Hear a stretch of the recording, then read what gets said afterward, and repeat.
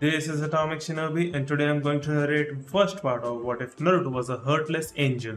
If you enjoyed this video, please like, share and subscribe to this channel. Now wasting no more time, let's start the story. With a sick feeling in the pit of his stomach, Naruto kept his nose down. They were in the middle of a brief break because his team tended to get tired more quickly than he did. Although it used to annoy him, he eventually found ways to pass the time and it ceased to be a bother. With the intention of speaking with the Kyuubi, he had been meditating. He needed the answers to a few questions he had about the red-haired madman, ideally before he saw the teenager again. And a feeling of dread swept through his senses, sending shivers down his spine like a flick to his forehead. He lowered one finger to the floor and buried it there. He was given a new sense of sight, and his view of the world shifted. Strangely, he was unable to see, but he was able to see the chakra of every living thing, and a map of his immediate surroundings appeared in the forefront of his mind. He automatically classified allies as green, enemies as red, and if it was an unknown, it would be a standard blue. He didn't even need to sort out the chakra signatures. A few blue signatures were currently moving toward him. They were probably just a random squad searching for a simple target. After taking his finger off the ground, Naruto faced his group. As he managed his breathing, Daichi lay on his back with his brown hair covering the upper portion of his face. She had already caught her second wind when Kuretsuchi sat close by, his endurance only marginally superior to Daichi's. Her intense gaze on Naruto left the adolescent wondering what was on her mind at the moment. That was what she had been doing lately, or perhaps he was simply seeing her strange behavior for what it was. He was walking down a perilous road, and the blonde shook his head. He only said, "We got company," but that was all that was required. In less than a second, he and his group scattered, locating a perfect hiding place to wait for their companion to show up. It was not long before the team leapt into the clearing where Team Elite had been. As Naruto studied the team's forehead protectors, his eyes narrowed. Well, hidden rain? Naruto grinned as he remained hidden thanks to his transparency jutsu. He came up behind the one hanging behind his other two teammates and flanked the three, using his cover to approach his targets stealthily. His hands came up and struck his teammates as he shoved the ninja's elbows forward. Naturally, incapacitating them wasn't difficult enough, but Naruto never intended to do that. He leapt and flipped to the opposite side of the team, facing their third teammate to yell at him after finishing his first phase. He jumped back before the final two rain ninja could hit him, dropping his jutsu and tapping their backs. They switched to their fighting positions at this point, but it was too late. Naruto made a one-handed gesture while sneering condescendingly at them. Before it let out a tiny explosion, a mark appeared on their elbows and backs, respectively. The shockwave pounded the internal organs of the two who had the tags on their backs as they fell like a bag of potatoes. The privilege of feeling his elbow and shoulder dislocate went to the person with the tags on his elbows. His arms were burning as he let out a painful scream.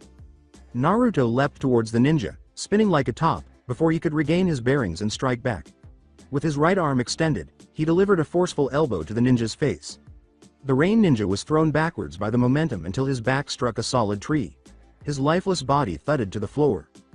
Daichi said, "You're as ruthless as always," as he emerged from his hiding place. He had intended to take at least one of the enemy ninjas, but he felt he should probably wait after witnessing the first one tap the other two. The remark made Kuretsuchi smile. It was good to see that the teenager she looked up to had not changed. While searching through the unconscious ninja's packs, Naruto simply laughed. Finding what he was looking for didn't take long. His face was etched with a frown, displeased that the scroll he was holding was identical to the one he owned. He considered the alluring possibility of simply burning the scroll to get rid of it. When Kuretsuchi saw the scroll they had obtained, she let out a sigh. Another earth scroll. What a pain. Naruto pocketed the scroll and said, but there isn't much we can do about it. Let's keep moving." With only the finish line in their thoughts, he and his group leapt back to the tree branches and took off. When Kabuto sensed two chakra signatures trailing behind him and his group, he wasn't sure what to make of it. Fortunately, they encountered a team that had the scroll they required, and retrieving it required little to no effort. They all jumped in to maintain appearances even though Yoroi Akato could have taken them out alone. In case someone was looking at them, they did a pretty good job of looking weaker than they actually were. However, the fact that he could sense so little chakra from the two who were tailing them bothered him. He should have no trouble spotting any potential Chunin in the vicinity because he was taking a Chunin exam, but it felt as though two high-level Chunin were pursuing him. Were they like that? Had their team discovered something suspicious? Chunin? Were they apprehended? No, we didn't raise any suspicions on their part. They are most likely simply skilled genin. Well, this could make things more difficult. As he ran scenarios through his mind, Kabuto pondered. Did they have to face them? Probably not. If the first two failed in their own ambush, they probably had a third teammate waiting to ambush them. When the three-leaf ninja heard the words, lava style, quicklime congealing jutsu, they covered their faces and gasped as hot quicklime rained down on them. Before they could undo the assault, they heard the words, water style, water trumpet. Water rushed over them, disorienting them and keeping their limbs bound together while also helping the quicklime harden. There was a hard thud as the three-leaf natives struck the ground. They made a fruitless attempt to remove the temporary cement bonds. Kabuto heard a voice yell, damn it, Kuretsuchi. When will it be my time to shine? He heard a sigh of frustration, probably from Kuretsuchi. If you moved faster than molasses, you might finally shine. You know what I think? Two distinct hits sounded in the area, and Kabuto could only assume that each hit was a strike to his teammates. He could also hear footsteps approaching him. Enough, guys. We still need to check what kind of scroll these guys have.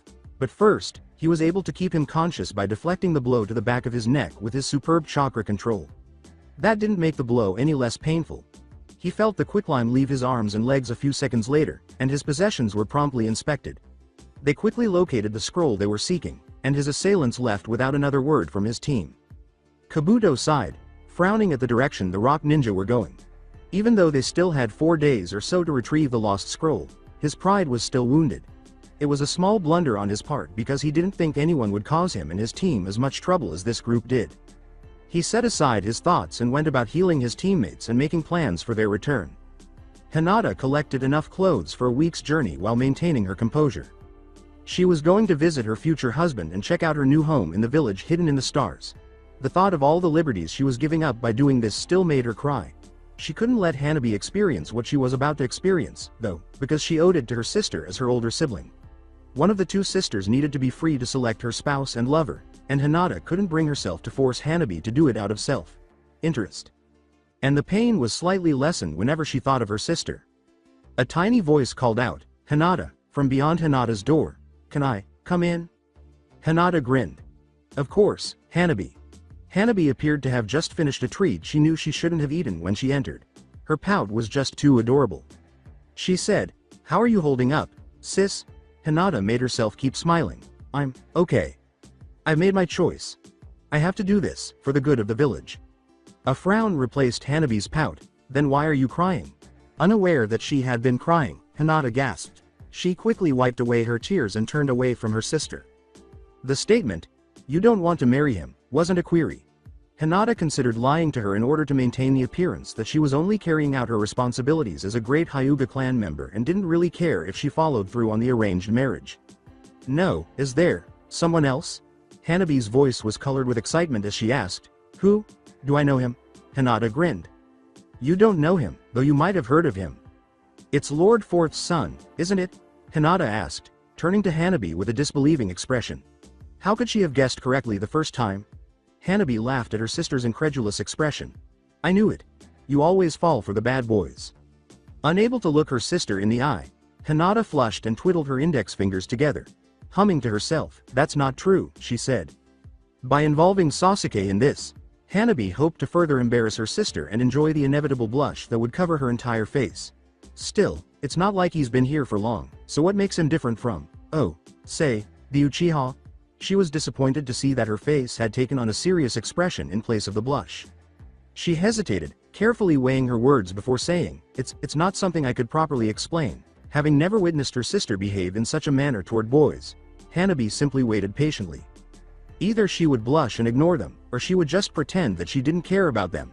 She took this as seriously as she did topics like the clan and her family, which was strange. Well, it's different. He's different. He saved me, when I needed someone the most.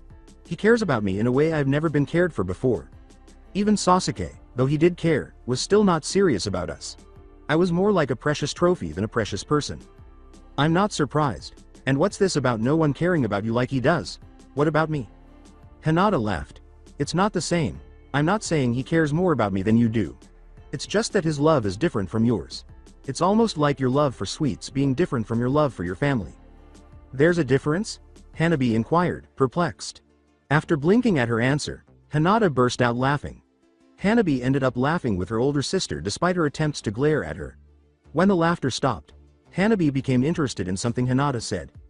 Hinata saw the cunning expression on her sister's face and suspected that she was going to be teased. Hanabi paused to give her words time to register. So, I couldn't help but notice you saying something about his love for you, and she said. She received the response she was seeking. A tomato. Read Hinata, in a short amount of time. But Hanabi had no intention of stopping her teasing there. Hinata retreated a step as she moved forward. This went on until Hinata collapsed onto her bed, Hanabi standing tall above her, his eyes gleaming mischievously. Is there something you're not telling me, sister of mine? Are you telling me you are in love with Na.Ru.To?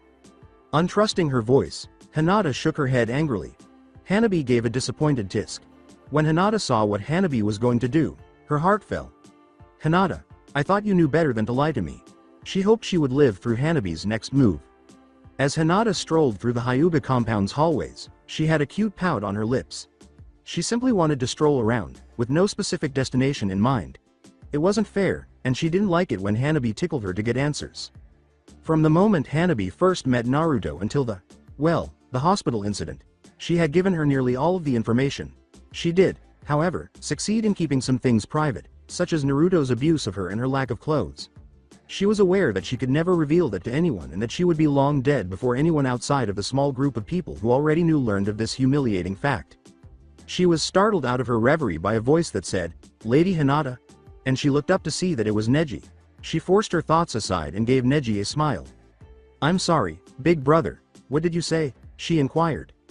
He reiterated, I was asking what you were doing, and Hinata shook her head. Just, clearing my thoughts with a walk. I was just thinking a walk through the garden sounded nice. Would you care to join me? She asked with a nod. On their way to the Hyuga garden, they found a trail that led them all the way around the garden to the edge of the little forest. When Hinata and her mother needed some fresh air, they would stroll along the trail, which she loved to explore. Now that her mother wasn't there to take her, she particularly enjoyed going down the trail with Hanabi or Neji. She was able to avoid thinking about her mother and how much she missed her thanks to it. Neji pulled Lady Hinata from her reverie by asking, Is there something on your mind, Lady Hinata? Hinata gave a headshake. She said, Not at all, Neji, after lying. But Neji would not be fooled. Please, let me help you. Hinata looked to the ground, her smile turning to a sad expression. After a few more moments of silence, she turned back to face Neji. What would you do, if you were in my position? Would you marry out of duty, instead of out of love? Neji was certain that she was focused on the arranged marriage and her sense of obligation to the village and the clan. He hadn't anticipated her asking him that directly, though. He had never considered that, so he looked away and coughed into his fist. As a member of the branch family, my life is to the protection and being of the main family. So, if I had to marry some woman for the sake of my clan, I would not hesitate to perform such duties, he said in an attempt to calm Hinata's anxieties. She sadly just shook her head. She was unable to finish the sentence, what if you already met someone that you knew, because she was too embarrassed to reveal too much of her innermost thoughts. However, Neji was aware of her next words beforehand. He had actually feared that she would say something along these lines. But when he thought more about her predicament, he couldn't help but imagine a certain woman. Hinata had missed it because she was averting her gaze, but his eyes softened and his cheeks turned a shade pinker than they had been just a moment before. Lady Hinata, she said as she looked into his eyes and was surprised to see a certain amount of empathy there. Sometimes, things are fated to happen. Hinata wasn't shocked by his answer because it was typical of Neji. And other times, it's up to us to decide what happens next. Hinata's eyes grew wide and she stopped moving. Neji merely laughed and turned to leave her, hoping that his words would strengthen her belief in either the arranged marriage or not. All he could hope for was that she remained healthy. Naruto was aware that he ought to have followed his instincts. He sat in the belly of a beast that managed to ambush him from behind because he decided to ignore it. Despite his best efforts, he was unable to control his temper as he recalled seeing the grass ninja who had initially placed him in this dangerous situation. After escaping his predicament and deciding to complete his plan, Naruto summoned his ninjutsu and was overcome by a spirit of mischief and small-time retaliation. The enormous anaconda that had ingested him whole caused his stomach to burst, revealing his guts and blood, which turned the surrounding area red in a spectacular show of gore and skill. In order to help wash the blood and other unmentionables off of him, Naruto wasted time finding a nearby river. He was so hurried that he didn't notice his tail moving soundlessly through the trees above him. Gaara stood close by, his gaze slowly following his victim. No one in the vicinity would stop him, so he would no longer wait to claim his kill. He watched intently as Naruto made his way to the river and started washing himself. Abruptly, Gaara encountered an issue. Should he immediately feast on his enemy's blood, or did he want to give his victim the opportunity to fight for his life? Choices, choices. What the devil about chances? The idiot spits at his charity by lowering his guard, even though he was born with the opportunity to avoid him. He should pretend that his life was in jeopardy rather than that he was on vacation if he genuinely wanted to have a chance at survival. Having made up his mind, Gaara moved his sand to cover the blonde and kill him with minimal difficulty. He raised his hand when he thought his sand was close enough, and the sand moved to obey his silent command. It encircled the blonde, obstructing all paths of escape. Naruto was confined in the sand after looking up in disbelief. Gaara closed his hand without hesitation, causing the Naruto's sand coffin to collapse. Gaara's face lit up as he watched the scene play out with twisted delight. When he didn't see his blood-soaked sand, his happiness was fleeting. Was he able to escape? How? He had personally witnessed his capture. This must have been a sick joke. His sand coffin had never been escaped or survived. Perhaps he underestimated the quality of this prey. Gaara's face was suddenly struck by a fist, and before he could comprehend what had happened, he was flung back into some surrounding bushes. His world was still rocked, but his sand caught him before he hit the ground. As his rage reached a boiling point, he looked up to see Naruto standing above him, his eyes blazing with his own rage. He shouted angrily, "Next time you want to attack me, how about you be a man about it?" But he didn't really understand the irony of what he was saying. Naruto recoiled as Gaara growled back, since when do ninja abide by a petty chivalrous code? He was right. He impaled Naruto through the chest with a flick of his hand, sending a spike of sand flying from the ground. Naruto scattered in a cloud of smoke, so his victory was short-lived. A duplicate. Gaara pondered furiously. The place fell silent, almost unbearably so. His victim had gotten away. He clenched his teeth and punched the ground in frustration. There would be no repeat of this. Naruto shuddered when he was given his clone's memories. He wouldn't say the teen wasn't someone to be cautious of, but he wasn't scared of the Red Menace. Naruto threw that note aside for later analysis and charged at his team, who had been engaged in combat with the grass ninja. His instincts were constantly triggered by that woman, who was extremely dangerous. Since he had a tracking seal on each of his teammates, it was easy to locate them. Soon it won't be long. With his ninjutsu out and prepared to decapitate a certain woman, he leapt into the center of a clearing, braced for the worst. To his surprise, he saw his teammates sitting by a tree off to the side, apparently waiting, in immaculate condition. Uncertain of what to do, they blinked back at Naruto. He paused and dropped out of his stance. "So, not that it's bad or anything," he said. "But why aren't you guys hurt? Was that crazy chick from the grass village weaker than I thought?" Surprisingly, Kuretsuchi responded, "No, she only wanted an earth scroll, so I gave her the extra we got." Only when she was concealing something did she look him in the eyes when she responded. Or whenever she didn't want him to question her after an embarrassing incident. He turned to face his other teammate, who gave him a nod of approval. Naruto rubbed the back of his head and let out a sigh. His teammates nodded, and the three of them made their way to the tower without exchanging words. "Well, let's get going to the tower then. No sense in staying out here longer than we have to, right?" he said. There was something wrong with his teammates, but he was unable to identify it. They seemed to have knowledge that he did not. Kushina wasn't feeling well. When he heard her calling, he had hurried over, but her attitude nearly made him wish he was on a mission in some distant land. If that idiot thinks I'm letting him get away without some sort of punishment, he's got another thing coming. Someone get Itachi's ass down here now.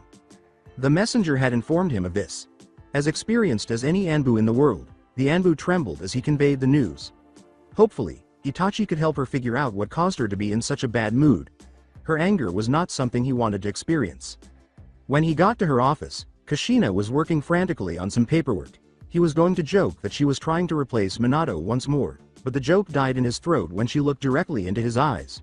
Suddenly she was in front of him, snatching the front of his shirt. "You're very late," she growled. Itachi managed to maintain his poker face and displayed no visible signs of fear. She let go of him after a smirk appeared on her lips when she saw nothing. "You're the only one I can trust with this mission, Itachi." "Yes, Lady Kushina," he bowed.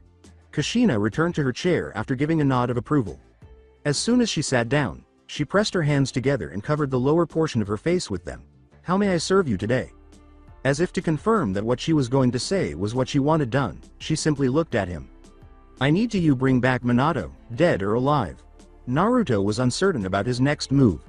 The riddle was quickly solved by him and his team after they arrived at the tower. He was watching his teammates spar together at the moment and had been waiting for them to stop so he could take a turn, but both of them had excused themselves when the time came. Naruto merely nodded when Kuretsuchi said she had to do some girly things, and Daichi brought up the subject of food. Naruto didn't follow him because he wasn't hungry. There he stood, deciding whether to rest and recuperate or practice his katas during this time. Even if he could, he wouldn't want to show off his potential just yet, and it wasn't like he could practice his more destructive jutsus. Well, that's for another time. His fists clenched in frustration as thoughts of Hinata crossed his mind. It was all he could do not to fight his way to her in order to get some answers because his patience was wearing thin.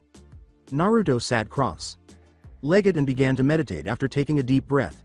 He keeps going over scenarios and situations in his head, figuring out the best course of action for each one, but he always ends up failing. He would find a solution, though, and wouldn't give up. He did. Naruto could never have imagined how simple it would be to slip out of training grounds. No. 44 in the tower. He was forced to do it at night, of course, but that didn't really matter. Despite everything that stood in his way, he was determined to see Hinata tonight after his frustration finally overcame him. Naruto hurried to the Hyuga compound and used the transparency jutsu without sacrificing stealth. Following Jiraiya's instructions from the previous week, he crept in and concealed himself in the tree canopy behind the compound. Here, he would have the time and room to find Hinata without being distracted by guards or stray members out for a stroll. He created 3 clones and made the shadow clone jutsu hand sign. Each of the 3 changed into a different animal and nodded. In case he needed a diversion, one assumed the shape of a bird, another that of a rat, and the third that of a dog.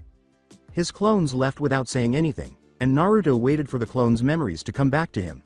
He merely hoped that no one would see them and that he could locate Hinata without being discovered. He was unaware that he had already drawn notice to himself and that the all-seeing eye was watching him. This night would be entertaining, the Hyuga smirked. Naruto was too preoccupied with the situation to notice the Hyuga trying to approach from behind until it was too late. With a quick turn, he used his left forearm to block the palm that had been aimed at his back. The sensation of the alien chakra entering his body and cutting off the chakra points in his left arm made him wince. He was shocked to learn that his assailant was only 8 years old. He also noticed that, aside from the fact that she was a girl, the child resembled Heishi almost exactly. With a laugh, the girl moved away from Naruto and leaned against the tree. "You're better than I thought. Though, I shouldn't be too surprised, seeing as your genes come from such strong people." Naruto laughed at her remark. "I could say the same about you. You're Hinata's sister, aren't you?" Hanabi had a mischievous gleam in his eyes. "Ah, very perceptive of you, Naruto. What gave me away?" "You're pretty much a copy of her dad." Hanabi let out a sigh. "I hear that a lot." Naruto's laughter gradually turned to annoyance as he asked, "What I'd like to hear is why you attacked me." Hanabi's lips escaped a giggle. "Well, what would you do if you ran into a trespasser? But you knew who I was, and I'm sure you don't think you can take me on your own. You'd have a better chance with numbers." True enough, after a pause, Naruto arched an eyebrow at Hanabi, who merely raised her own eyebrow in response. Herself. Satisfied laughter was starting to make Naruto think of Neji, which was really getting under his skin. For the first time in a long time, he felt hopeful as his mind finally connected the dots. She would be aware of Hinata's location if this were her sister. "Listen, you wouldn't happen to know." Hanabi interrupted Naruto by saying, "I don't think you know how this works," as she raised her hand. The blonde blinked. What?" Reminiscent of her father, Hanabi gave Naruto her best Hyuga glare. Her imitation of the 2 Hyuga men was a little unsettling. She paused and enjoyed his expression when he began to piece things together. "Let's review. You are the malicious intruder, and I'm the innocent little girl that you came here to kidnap." He moved and put his hand over her mouth when she inhaled deeply, gesturing for her to keep quiet with his free hand raised to his mouth. "I got it," he said harshly in a whisper.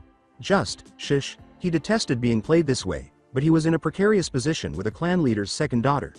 He was starting to guess his choice to visit the Hyuga compound. He saw the triumphant glow in Hanabi's eyes at that moment. Oh well, he wished he was still inside the anaconda's stomach. With a defeated sigh, he let go of Hanabi. "So, kid, what do you want? A favor? Secrets?" Hanabi wanted to chuckle at how easily he was duped by her. "Well, first, you can start calling me by my name. It's Hanabi, by the way." "Okay, Hanabi. What do you want?" Hanabi smirked and waved away his query. "That is something for another time. I'll come find you once I'm ready to call in that favor." "What, you little..." In a sing-song voice, Hanabi remarked, "Hinata is going to bed, So you really don't have the time to insult me? Naruto clenched his fists and gritted his teeth. Was he really that clear? Naruto snarled, "This isn't over," but Hanabi's grin only got bigger. Hanabi started to leap down from the tree but stopped short, saying, "Good. This has been far too entertaining to let it end here. Oh, by the way, I need you to change the way you look." Naruto looked down at himself and blinked at this. "What's wrong with the way I look?" The third night had passed since the second section of the Chunin exams began. Hinata prayed that all of her friends would survive and wondered how they were doing. She had briefly experienced jealousy and wished she had taken part in such a significant occasion. She was aware that her abilities were adequate. She was startled out of her reverie by a knock on her door. Startled to see her sister, she went to open it. She saw something in her arms before she could even ask what she was doing up. She moved her hand to pet the red fox kit that was seated in Hanabi's arms and said, "Oh, Hanabi. Where'd you find him?" When Hinata saw the kit's expression, she blinked at it. "And, why does he look so mad?" Hanabi just feigned a smile and began to massage the kit's head a bit too vigorously for its comfort. Hanabi was relieved when her sister opened the door and even more delighted that she had changed into her nightgown, which fit her curves perfectly. "Oh, I just found him out back, trying to sneak in." Almost pushing the kid into Hinata's arms, Hanabi said, "Hold him for a second, would you?" The fox ended up between Hinata's developed breasts because she didn't react quickly enough. As Hanabi saw the kit's eyes turn into spirals, she grinned. Not wanting to suffocate the kid with her breasts, Hinata hurried to give it some air.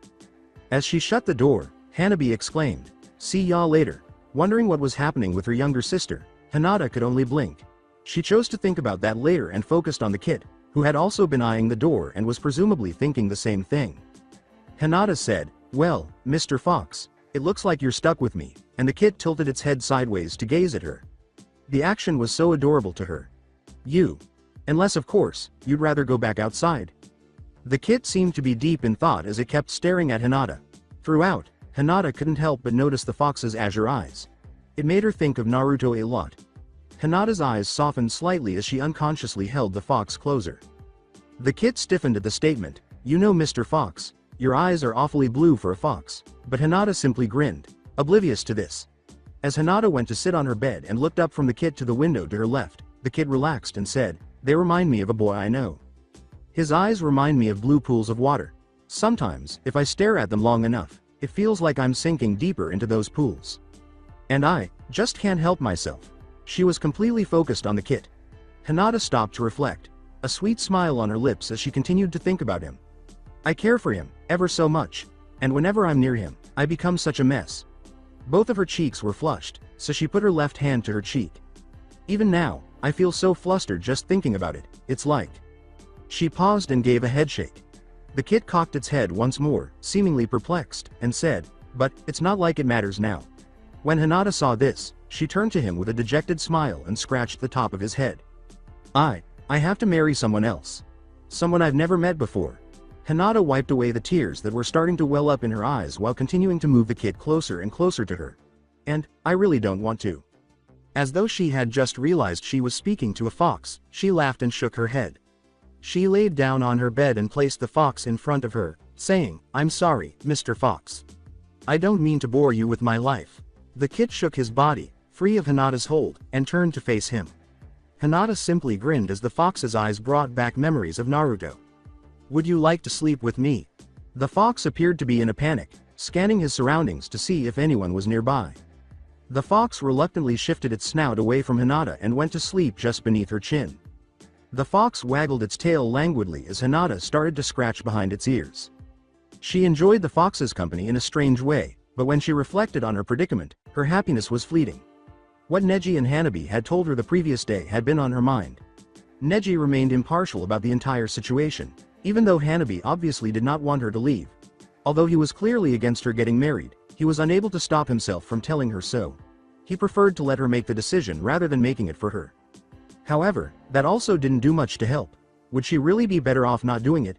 Even though Hanabi was too young to get married, she was still able to get engaged and eventually get married when she was old enough. Hell, she wouldn't be shocked if she got married the following year, considering how desperate they were. Hinata felt uneasy and shivered at the idea of her younger sister getting married at her age. She knew that she would be unhappy with the man she was arranged to marry, but she also knew that she would be even more miserable knowing that her sister was experiencing the same thing, so she really had no choice. I'm sorry, Naruto. Hinata fought back tears as she whispered to herself. I want to be with you. But I can't let my sister know this pain, I'm sorry. Hinata was taken aback when the kid shivered for a brief moment before rising and approaching the window. Hinata stood up and opened the window, knowing what the kid wanted. Before taking off into the night, she saw the kid deftly jump to the next window sill, then to the ground. After watching the kid leave, Hinata shut her window and went back to sleep. Naruto took off running. He had no predetermined destination. He was only aware that he had to leave Hinata. He couldn't bear the idea of being by her side and not holding her or reassuring her that everything would be alright because he couldn't stand her crying. He knew he shouldn't use the transformation jutsu, even though he really wanted to hold her, kiss her, and cheer her up. Words would be useless until he found a solution. It was simply unfair. Why should she or anyone else have to endure such a thing? Had she not experienced enough? Did her pain have no purpose? When he realized he was not far from training ground number 44, he stopped running. As his frustration mounted, he punched a nearby cement fence. Naruto questioned himself, am I really upset because of how unfair it is to her, or unfair to me? He couldn't lie to himself, but he didn't like the way his words made him feel bad. He wouldn't. Maybe, at first, I was just doing it out of my own selfishness. Naruto's fists clenched as the vision of Hinata sobbing ignited a fire inside him. I'm going to save her, even though I might still be. No matter what it takes.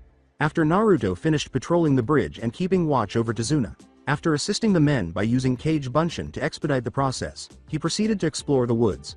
Coincidentally, Haku was the woman wearing a pink sleeveless kimono who was gathering herbs primarily for Zabuza to hasten his recovery. Naruto was captivated by her beauty even though he had never seen her with her hair down. He said in a whisper, beautiful. Haku turned around, startled, and saw Naruto. The compliment caused her to flush, which gave Naruto enough time to gather himself. And? So, what is the verdict, Haku? The Jinchuriki inquired. The young lady replied sorrowfully, Zabuza. Zabuza.2.san will still fight you since he can't ignore his pride as a swordsman. Naruto sighed and said, so it has come to this, huh? Fine, I see how it is. I really wanted him to live, but I will grant his wish. Haku stated, also Gato hired another ninja, a Nukenin from Iwa named Tatsuno Ishizaki. He seems to hold a grudge against Kakashi Hatake for killing his brother. Naruto was thinking, and I look like my father too, this is going to be a bit difficult. Is that all? Said Jinchuriki. Why did you spare us? She asked, grabbing Naruto's wrist as he was about to leave after Haku nodded and he bowed his head to her. According to Naruto, I don't kill needlessly unless I have to. I wanted to give you two a way out since Gato will kill you after your job is done or not. Since you are not registered as a ninja and Zabuza is a Nukenin, you are much easier to get rid of. Haku replied, a true shinobi is supposed to steal his or heart and be able to kill without shedding a tear. Naruto replied, I don't believe that philosophy at all, even the most hardened shinobi can shed a tear for the ones they love. We both know that, I rather save lives than end them if I had a choice. I will see to it that Zabuza-san's last battle will be glorious. Naruto turned and said, until we meet again on the battlefield. Haku nodded and turned away, returning to the hiding place. Thank you, Naruto. What did you find out, Naruto? Kakashi asked Naruto as he entered the house. The Jinchuriki responded, you were right, Gato did hire another Nukenin. His name is Tatsuno Ishizaki, formerly from Iwa. Looks like you get to fight and also Zabuza will be fighting against me for his pride and freedom. What about that Haku girl? Asked Kakashi. The swordsman responded, she will be fighting and the only thing I know about her is that she knows the human body fairly well, skilled with senbon and mentioned a Keke Genkai for manipulating ice. According to Sasuke, fire can defeat ice. Naruto replied, in theory, yes.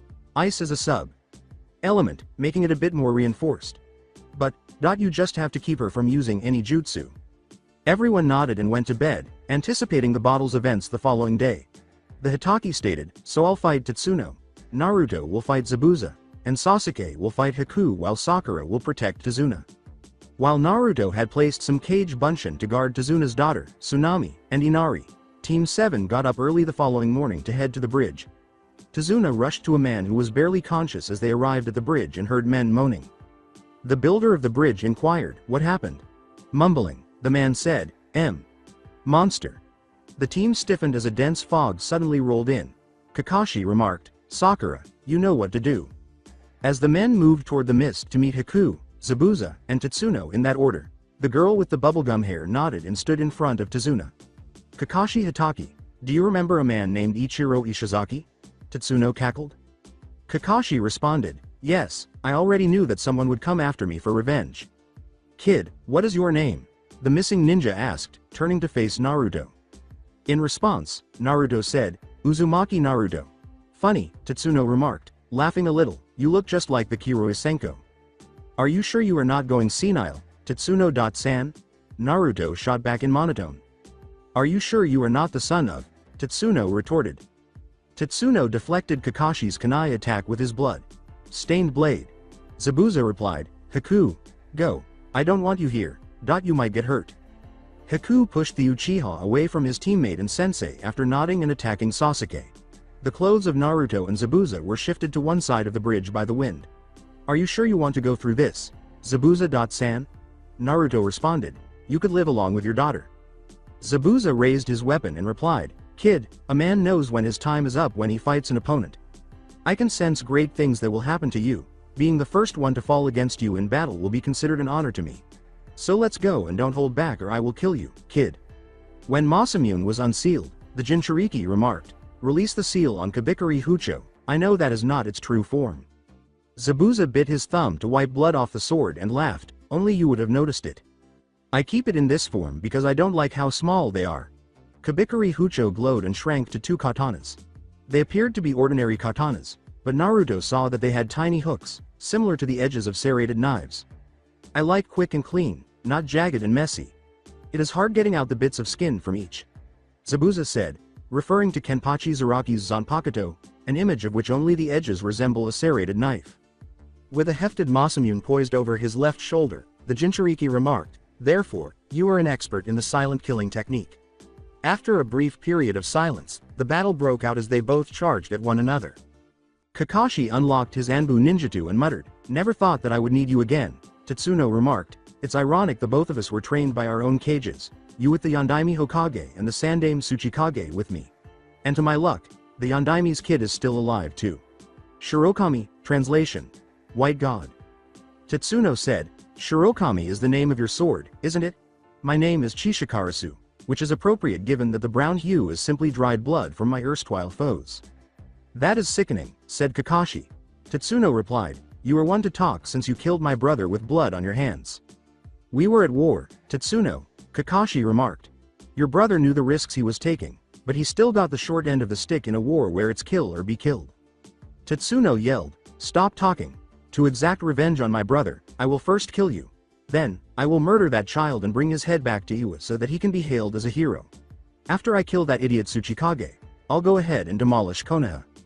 If you consider killing Naruto, I doubt you will leave here alive, for 2 reasons. 1.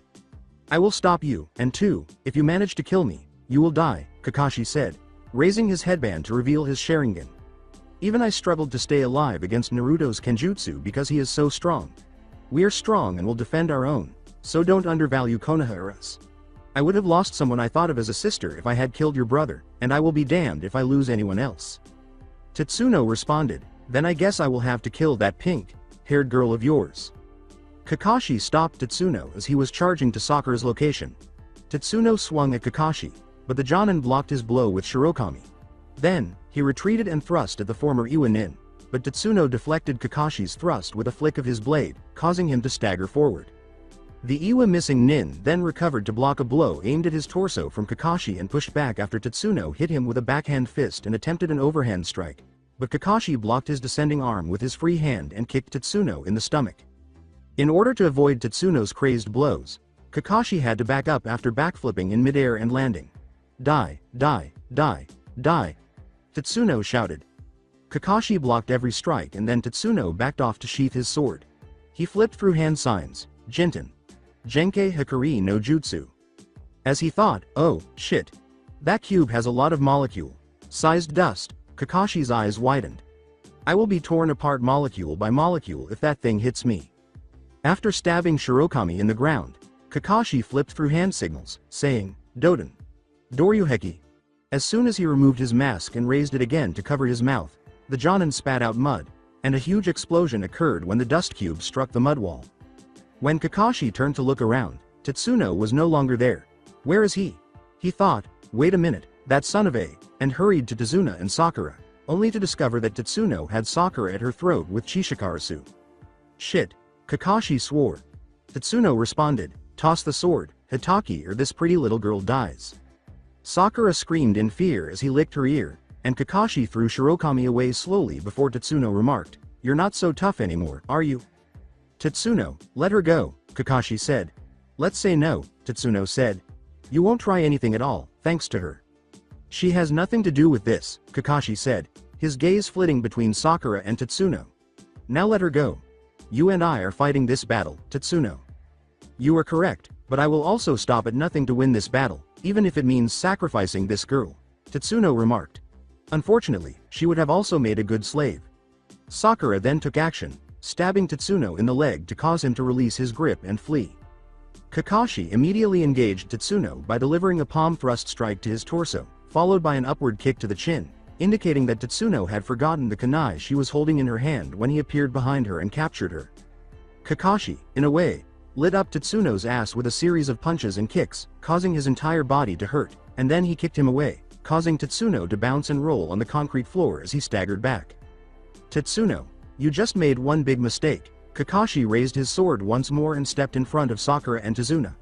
I will show you why. I call this sword Shirokami. Shirokami glowed and was encased in a blinding white chakra. Give up, Haku said, referring to Sasuke, and Sasuke-san and I will give you a quick death. No, I can't do that, Sasuke said.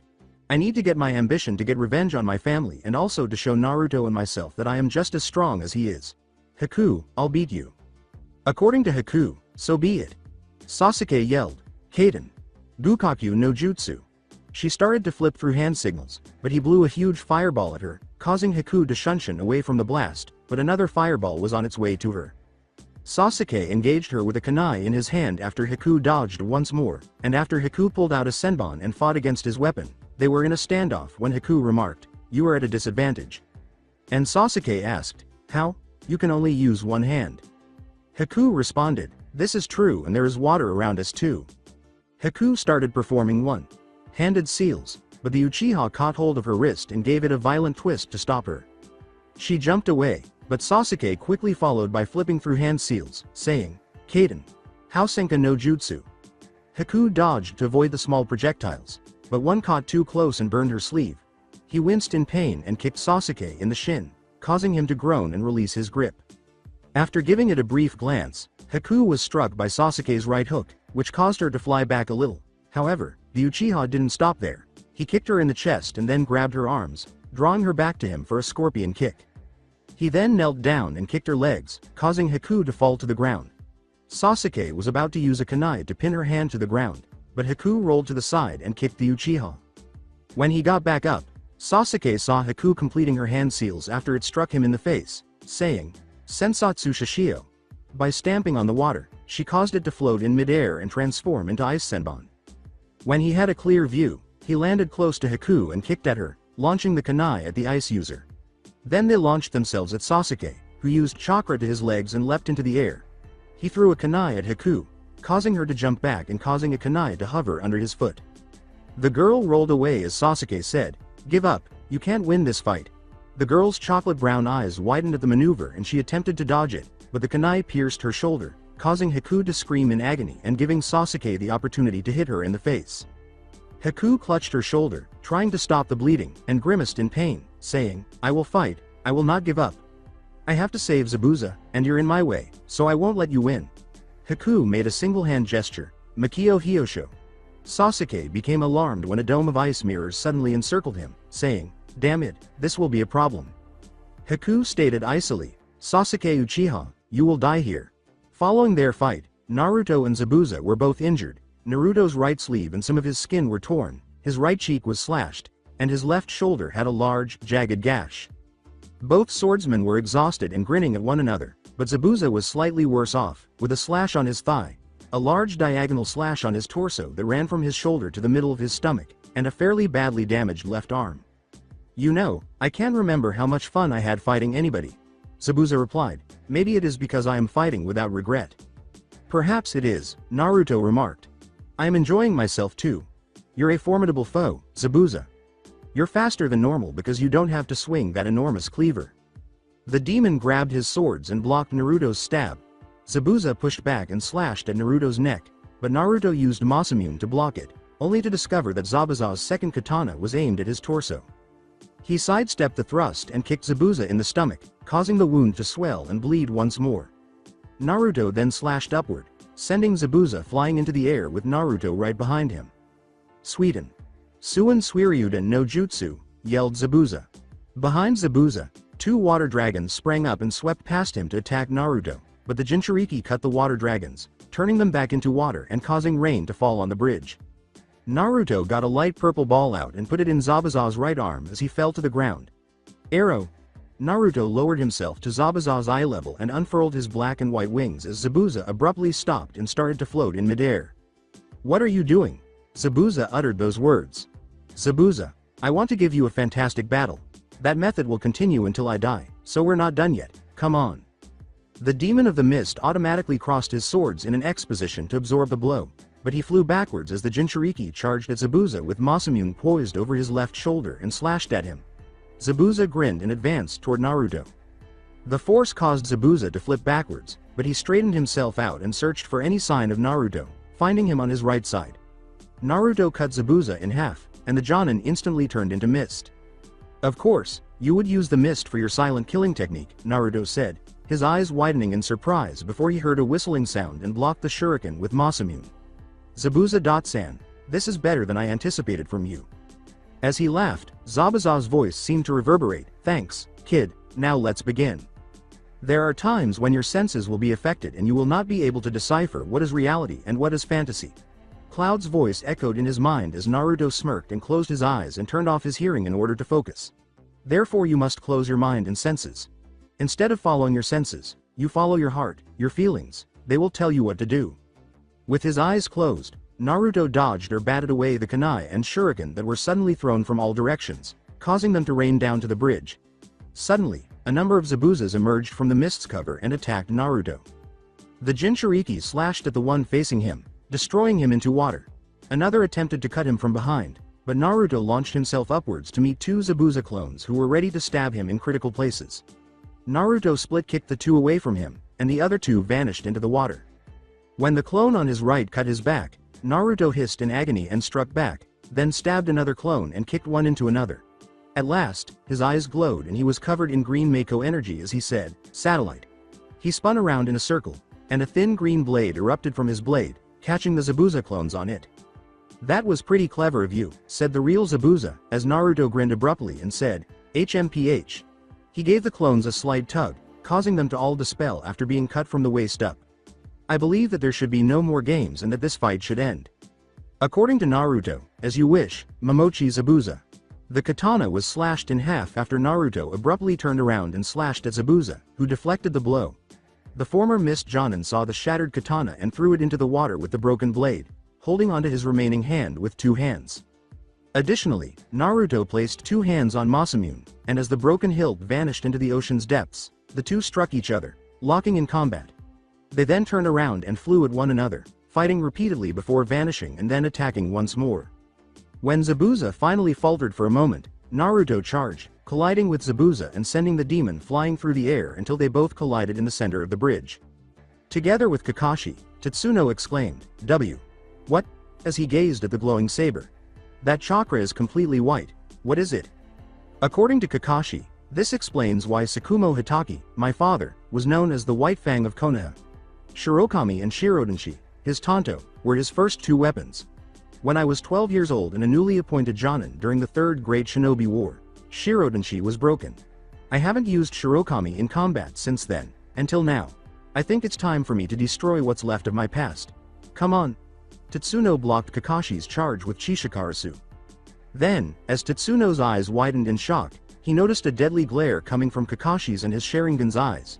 That is, his brother Obito's eyes, when a crack appeared in the center of the brown sword. According to Tatsuno, "Why? You?"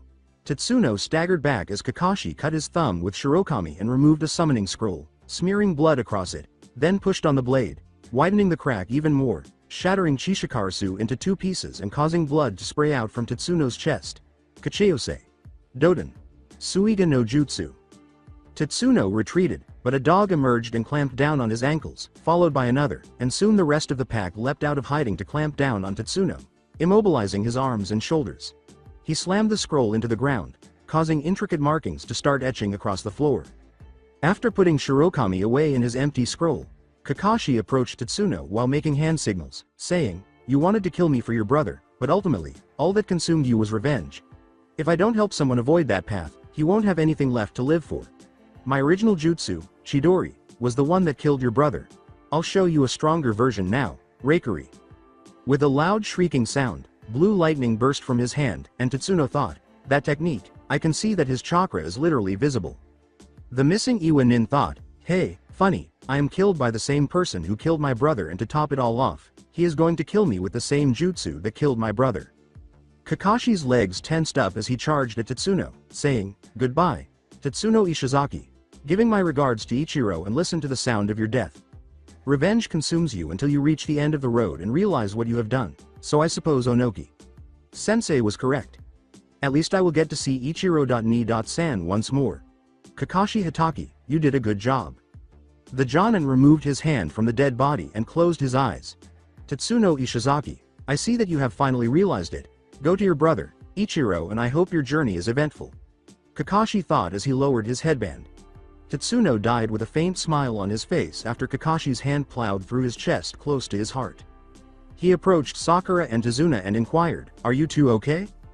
Tazuna remarked, a little shaken, "But we will be alright," as Sakura nodded. "I am concerned about Sasuke and Naruto," Sakura uttered. "Don't worry, Sakura, both of them are strong. I am sure that they will defeat their opponents," Kakashi said, casting a glance down the bridge. Sasuke muttered to himself, "Son of a bitch, this is bad." Senbon were embedded in his skin, causing his body to tremble with pain whenever he moved. Haku's interfering jutsu prevented him from having time to remove them as he dodged. Kaden.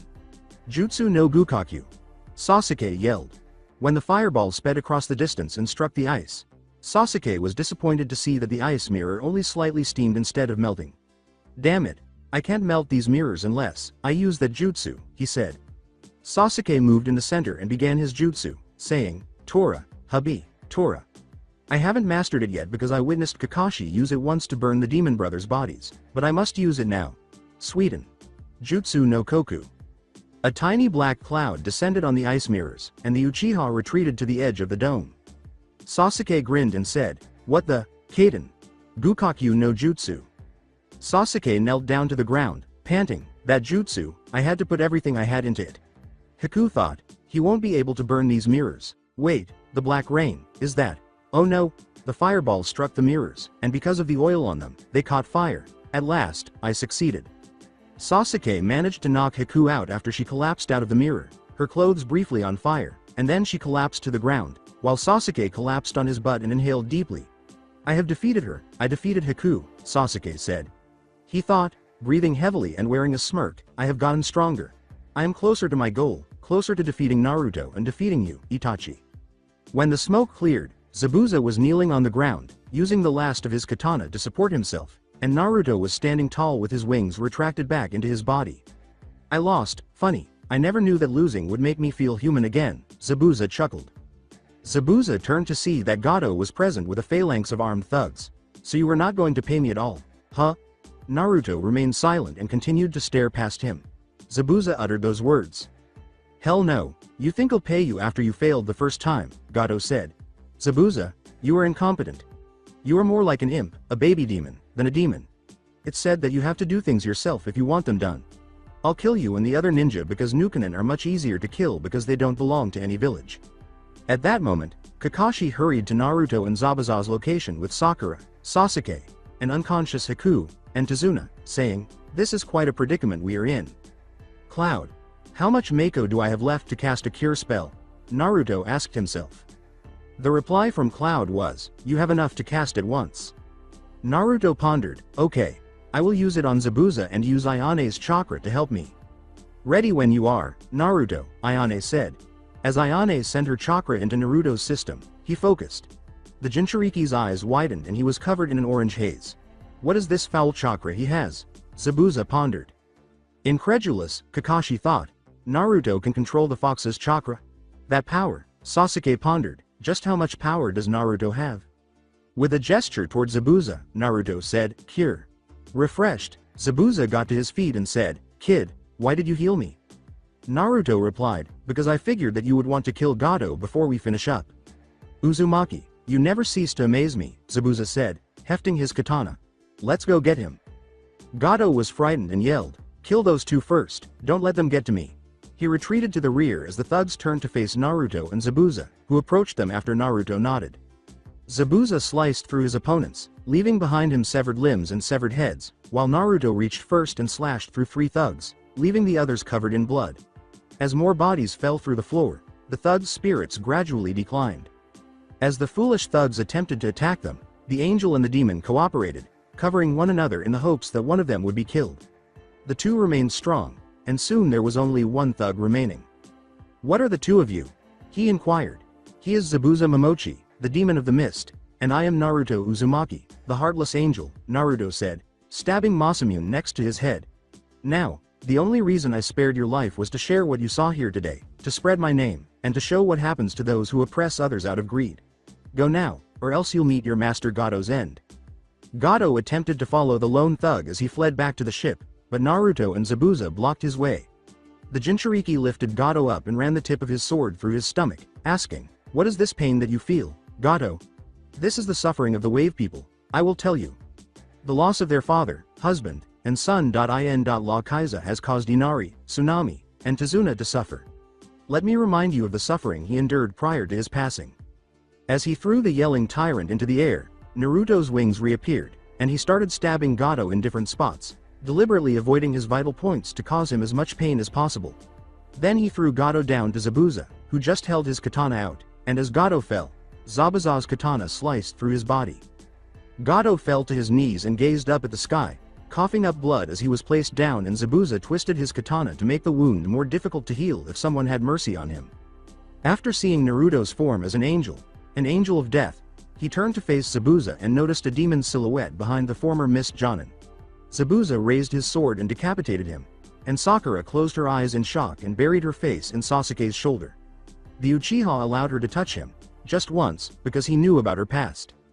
Zabuza replied, nothing but a good bloodbath to get your joints working again. As he held Masamune in a samurai standoff, Naruto said, let's end this, Zabuza Momochi. He floated back down and his wings slid back into his body. Following suit, Zabuza grinned and said, hey, always business with you, huh? Alright, let's move on. After a few more minutes of standing motionless, the two started running at one another. Final boss plays on the Devil May Cry 3 soundtrack. Kakashi, Team 7, and Tazuna watched in silence as the two swordsmen fought each other, each strike aimed at a threat that would kill them, but they would block it at the last second. Naruto stabbed at Zabuza, who parried and returned a strike of his own. Time seemed to slow as the two ran at each other, splashing water as they clashed again. The Jinchuriki managed to cut Zabuza's ankle after cutting Naruto's cheek, and their blows continued to come harder and faster, sending sparks flying through the air as the swords repeatedly clashed until they met in a lock. Their aerial battle continued after they launched themselves into the air, with Naruto kicking Zabuza downward and sending him falling through the ground after slashing him across the chest and then stabbed his right forearm, making it useless. Zabuza sighed, the battle is over, take my life now, Naruto. The mist demon attempted to stand up, but Naruto stabbed his left shoulder. Then a teardrop fell on Zabuza's cheek, and he turned to see that Naruto was crying. Kid, don't cry for me, Zabuza said. Naruto exclaimed, how am I unable to? You can confront your demise head on. I learned so much from you just by fighting you, Zabuza, and I wanted you to survive. Zabuza responded, don't worry, just do me one favor, protect Haku, protect my daughter with your life and treat her well. Zabuza went on, I want you to make sure that she lives a good life. I have already lived my life to the fullest and don't want her to waste her life trying to save mine, Haku said, opening her eyes. Put an end to it immediately, Naruto Uzumaki, and turn into the Heartless Angel. With his eyes closed and then opened again, Naruto said, as you wish, goodbye, Zabuza Momochi, the demon of the bloody mist. When Haku attempted to approach her father figure, Kakashi grabbed her, and Naruto granted Zabuza his wish by running Masamune through his heart. Haku screamed and ran in Zabuza's direction, while Naruto wept silently. Slowly, Zabuza turned to face Haku and touched her face, saying, "Haku, I didn't want you to see this. I knew you wouldn't accept it at all, but this was the only way to get you out of this situation. Therefore, don't hold Naruto responsible for this. I want you to be happy. Go to Konoha with Naruto, and continue living. This is my final request." "I will do as you ask," Haku said, bowing her head, "Father." As Naruto's wings extended for the final time and the white wing tipped downward as though in respect of the man who had once been known as the Demon of the Mist, Haku sobbed for her father, sobbing on his chest as Zabuza gave her a gentle smile and closed his eyes for the last time. After the pivotal battle, Tatsuno, with the assistance of Team 7 and Haku Momochi, refurbished the bridge, and Naruto and Haku visited Zabuza's grave to pay their respects. A week later, Zabuza and Tatsuno were buried, their katanas stabbed into the ground to mark their presence. Haku respected Naruto's wishes and avoided talking to him for the first 3 days. He knew that if someone killed someone close to him, like the Hokage, and he knew that person was an ally, he would also avoid talking to him or her. Cloud instructed Naruto to keep a close eye on Sasuke, observing the indications of a new Sephiroth on the wings, while Sakura was swooning over him. Sasuke and Sakura were the same as always, with the Uchiha constantly training to match Naruto and his brother Itachi. As they bid farewell to the residents of Wave, Tatsuno and Inari named the bridge the Great Naruto Bridge in honor of the Wave hero, and Kakashi sat around reading and occasionally visiting Tatsuno's grave. As a result, one legend came to an end, and another emerged, the Heartless Angel being let loose and unstoppable. Konoha. Naruto walked next to Haku, while Sakura and Sasuke stood farther away. Sakura was afraid of Haku because she was the enemy and might try to attack him from behind, and Sasuke was afraid of her because she had a single-minded idea that she was pursuing her Sasuke-kun. However, the most significant thing is that Naruto seemed to be friendly with her and that he killed mercenaries and Zabuza Momochi without hesitation. Well, the mercenaries, but the point was that he would kill them both instantly if one hair was in the wrong place on Haku. "Welcome back, Team 7. I hope your mission was simple and tolerable." "Who is this?" Sarutobi said as the 4 of them, including Kakashi, entered the Hokage's mission room. "Everything is explained in this mission report," Kakashi remarked. "You see, on a sunny day, we were heading toward Nami when I spotted a genjutsu puddle on the side of the road. I pretended to be in their trap and observed from a distance because I knew there were ninjas on the road, but I wasn't sure if they were pursuing the client or us. After spotting the genjutsu and eliminating one of the demon brothers, Naruto disclosed that he could tell by the client's facial expressions that something was amiss, but he needed to double-check. We decided to move on because of democracy, but then we ran into Zabuza Momochi, the demon of the mist. I was going to fight him, but Naruto asked if I could. I gave in, and Naruto used his own special techniques to defeat Zabuza. Following that, this girl, Zabuza's apprentice, tried to eject him, but Naruto apprehended her and made her share her life story. Naruto listened, then let her go and invited Haku and Zabuza to join our village. Zabuza decided to fight for his freedom and pride as a swordsman, while Haku was unsure. In the meantime, Tatsuno Ishizaki, another Nukenin, was brought in to assist Gato of Gato Industries, who was attempting to murder our client with the Nukenin. He had a grudge against me and the Yondaime because, apparently, I was the one who killed his brother during the Third Great Shinobi War. After a week, Sakura defended the client Tatsuno while Naruto, Sasuke, and I battled Zabuza, Haku, and Tatsuno. While Naruto was still finishing his fight, Sasuke and I vanquished Haku and Tatsuno. Gato then entered with a swarm of mercenaries. Both Zabuza and Naruto went crazy and killed every mercenary except for one when Gato threatened to kill us and take Sakura and Haku as his slaves. They then proceeded to attack Gato, and Naruto stabbed him while flying through the air with a pair of black and white wings emerging from his back. After letting Gato fall and impaling himself on Zabuza's sword, Zabuza and Naruto concluded their battle. His final wish was for Haku to come back here and for Naruto to keep her safe. Looking at Naruto, Sarutobi was taken aback to say the least. He is so calm about this too. Despite his praise from Kakashi and defeating Zabuza in combat, he said. Sarutobi said, "Very well, Naruto, I will accommodate you with a new house since your apartment is too small to fit 2 people." He even killed a lot of people at a young age, even though they were thugs. Sarutobi, who was well aware of who had previously owned the house, threw the keys and deed to Naruto after he nodded. "All right, Team 7, you will be on temporary leave until 2 weeks from now." Sasuke was thinking, good, I can train and use the time to figure out Naruto's mysterious power. Sakura reflected, yes, I can finally fix my face, nails, eyelashes, makeups, toes, etc. Naruto was thinking, I guess I could train for a while, but I gonna have to use the time to interact with Haku. Everyone departed the room to go about their daily business after Sarutobi declared, you all are dismissed. When Naruto and Haku entered the house, Naruto asked right away, Haku. Yes, the ice user replied. Are you upset with me for killing Zabuza? The Jinchuriki asked. A little, yes, Haku replied, biting her lip, but Zabuza.2.san wanted to do it, I saw it in his eyes. He knew his time was up, and he knew his pride would not allow him to back out. I was going to try to kill you the day he told me about his decision, and I cried, but I knew I couldn't do it after seeing your face and hearing you call me beautiful. No matter how hard I tried, I couldn't kill you. However, you even shed tears for Zabuza.2.san when he refused to back out, so I'm happy to be here with you. I see. If you had killed someone close to me, I would have done the same thing, Naruto grinned. In a way, we both rely on one another for support. We share the fact that Zabuza's passing affected us both and that our lifestyles were similar. We were put under a lot of pressure and avoided because of their fears. What is your burden? Asked Haku. Your wings.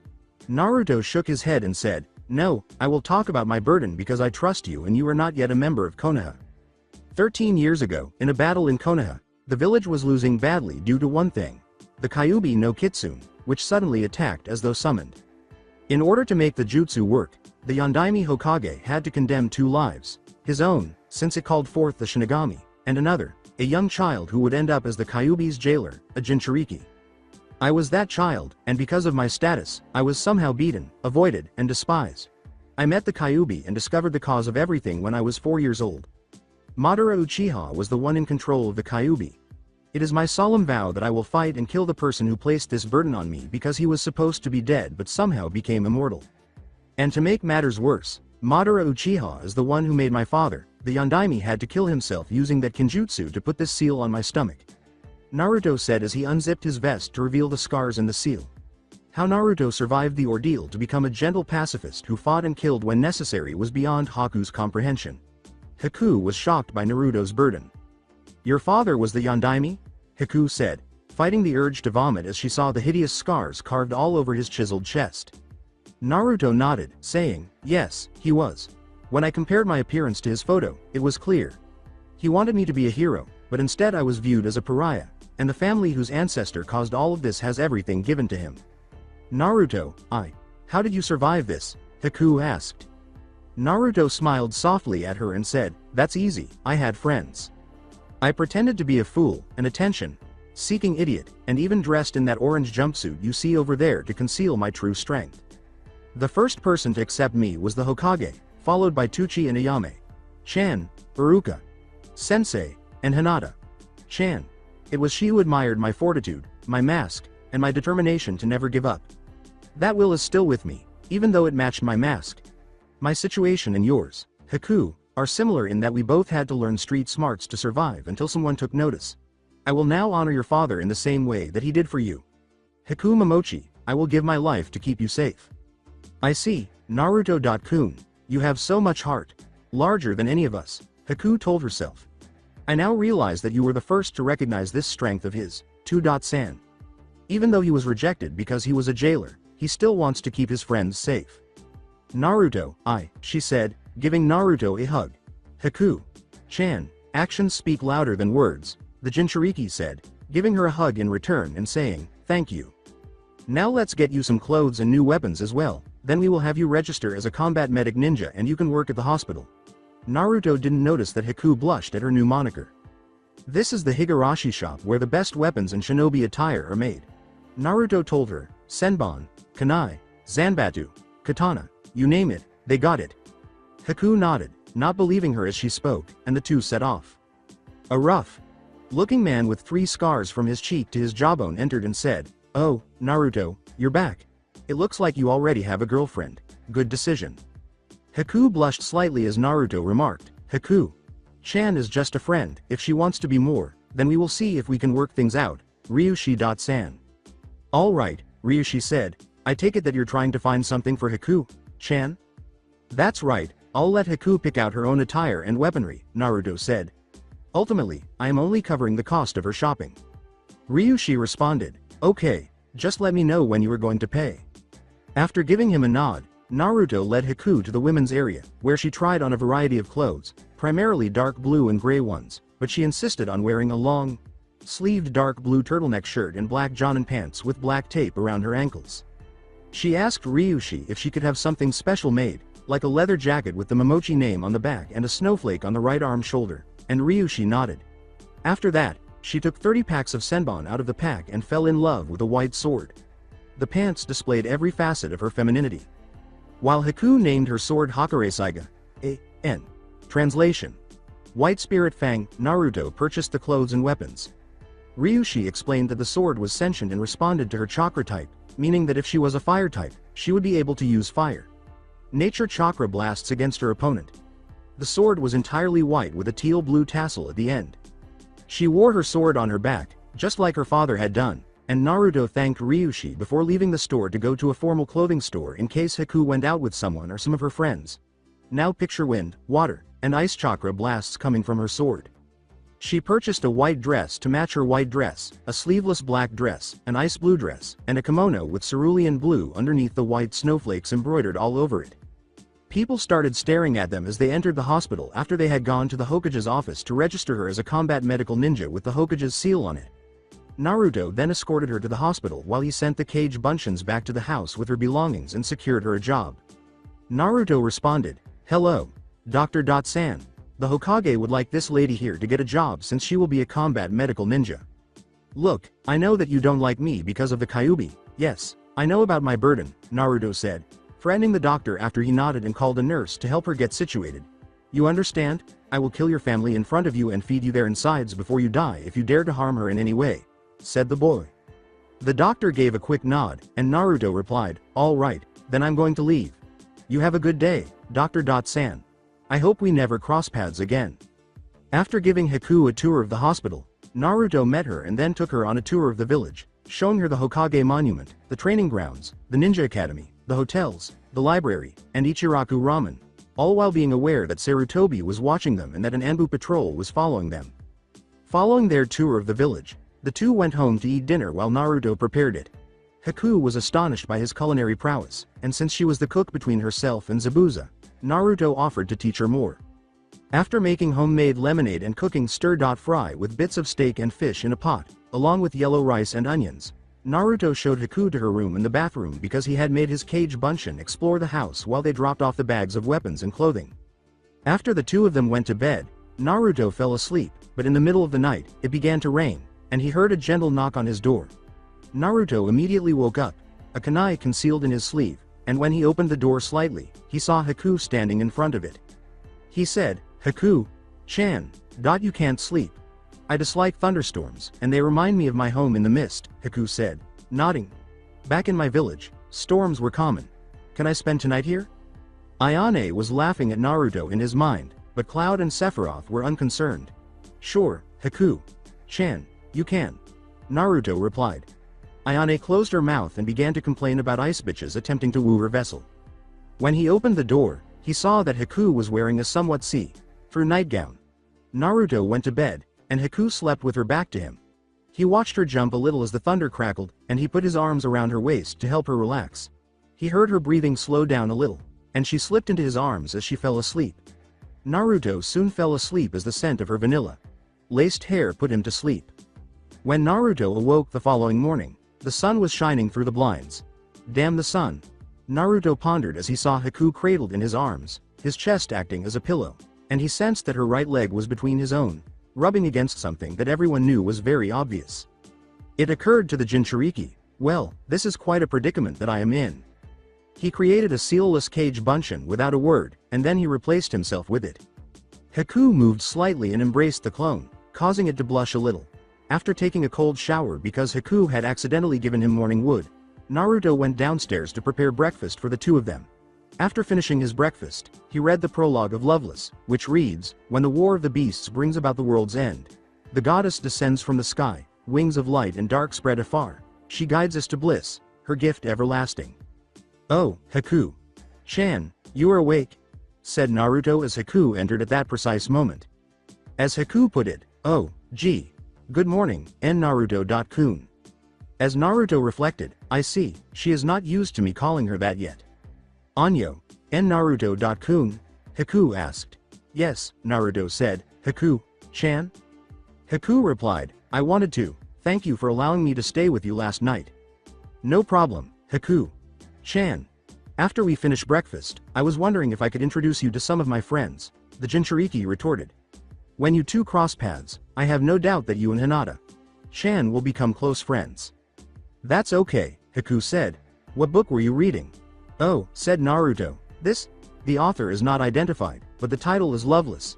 I'm not sure why, but I find it appealing, and I believe it speaks to me in some way. Haku responded, it sounds beautiful and tragic at the same time. Naruto replied, so it seems. Anyway, let's eat and then we can go see my friends.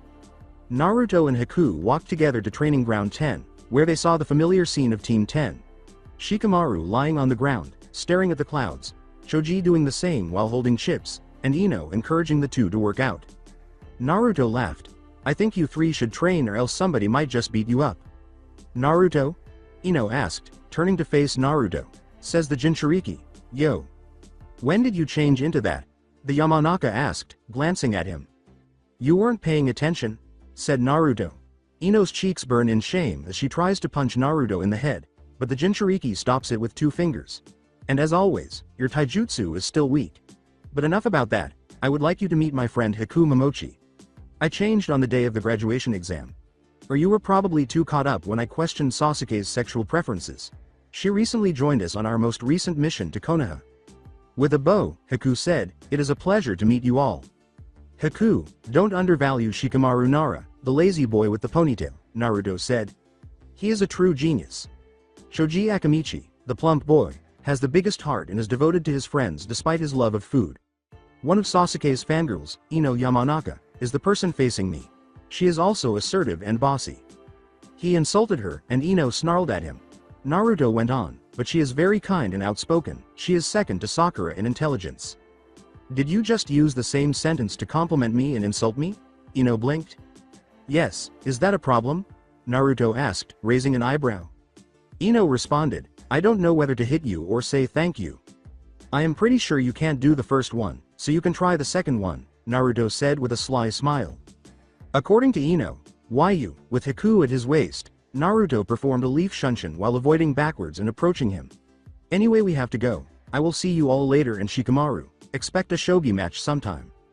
Ino replied, that Naruto, I will never understand him at all. She continued, though he is quite strong for a so-called dead last and he seems more mature too. Training Ground 8. As Hinata watched Kiba and Akamaru play while Shino explored and searched for additional species, Naruto and Haku appeared and said, Hey, Hinata-chan. With a start, Hinata yelled, Naruto.kun, don't do that. Smiled, Gomen, I was in a bit of a hurry, it is quite serious when a blonde with an anger problem closer to Haruno's tries to punch you. Naruto.kun, who is this? Hinata asked, noticing Haku and glancing at his hand on her waist. Oh, where are my manners? Said Naruto. Haku Momochi, who recently moved to Konoha with us during my team's most recent mission, is this person. It's good to meet you, Haku.san, Hinata remarked. Likewise, Hinata.san, Haku said. At that moment, Kiba and Akamaru approached them and said, Hey, Naruto. Who's this girl?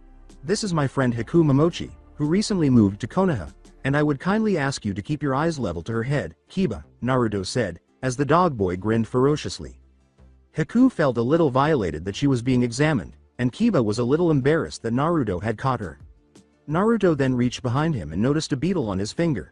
He sent chakra into it, and it flew off to find Shino. When Shino emerged from the woods a few minutes later, Naruto remarked, You know, Shino, you could just say hello instead of planting a beetle on my neck to identify me. Naruto, you can't be too cautious, Shino said. It's possible that someone will attempt to pass for you. I highly doubt that, Shino, Naruto said. They would need to take me out in order to accomplish that, and I'm really difficult to kill.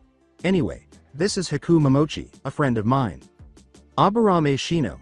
It's a pleasure to meet you, Shino said. You met her where?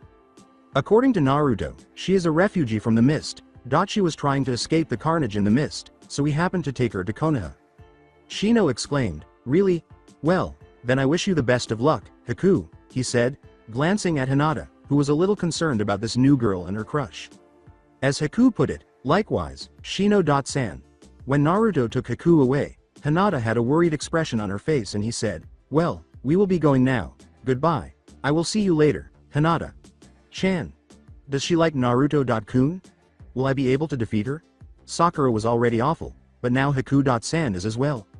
Shino was thinking, this is bad. Now Hinata's confidence is going down by that performance. I hope Naruto sets her straight before this happens. For the remaining 2 weeks, Naruto spent his time with Haku and Hinata, and occasionally both of them together. Since he was the one who saw Zabuza's Kenjutsu style in its entirety, Naruto assisted Haku with it, and Haku filled in the gaps from her recollections. Hinata received assistance with her taijutsu and frequently sparred with Naruto, who spared her no mercy in order to help her get better. Naruto's distinct style was made up of ancient taijutsu, including Aikido, Muay Thai, and Cloud taught him some of his friend Tifa Lockhart's moves. Typically, Hinata would have various bruises, but Naruto would use his cure materia to heal her.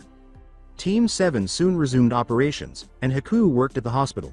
Since Naruto's new threat was still present, no one dared to mess with Haku. As Naruto spent more time with Team 7, he began to let Sasuke and Sakura handle missions and hang in the shadows, which infuriated Sasuke because he didn't have any strong guys to test his skills and because he couldn't find Naruto or the place where he trained. The Uchiha and the Hyuga were at odds over strength, and Haku was nowhere to be found when needed. Sakura saw the frustration in her crush and knew right away that Naruto was involved. He would ask Hinata, but he wouldn't go to such lengths to engage with the Hyuga. As Kakashi put it after the mission, "Our teamwork seems to be lacking a bit." Sakura responded, "It is because of Naruto, he never wants to socialize with us."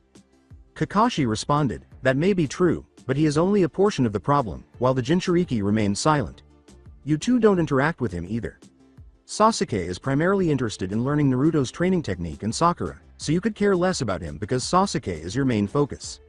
Sakura had the grace to appear sheepish, and Sasuke's face burned from being discovered. Naruto exclaimed, "What? You assumed I was unaware of your search for me? Since I have known you for a while, your chakra signature is unique to me. I don't socialize with either of you because you never make an effort to befriend me. In fact, your former best friend Ino spoke to me when she was younger, but not very often because she is infatuated with Sasuke. Sakura, you immediately followed the herd when I put that mask on. You insulted and denigrated me for performing and earning lower grades than you did. Sasuke, you never bothered to talk to anyone after the massacre.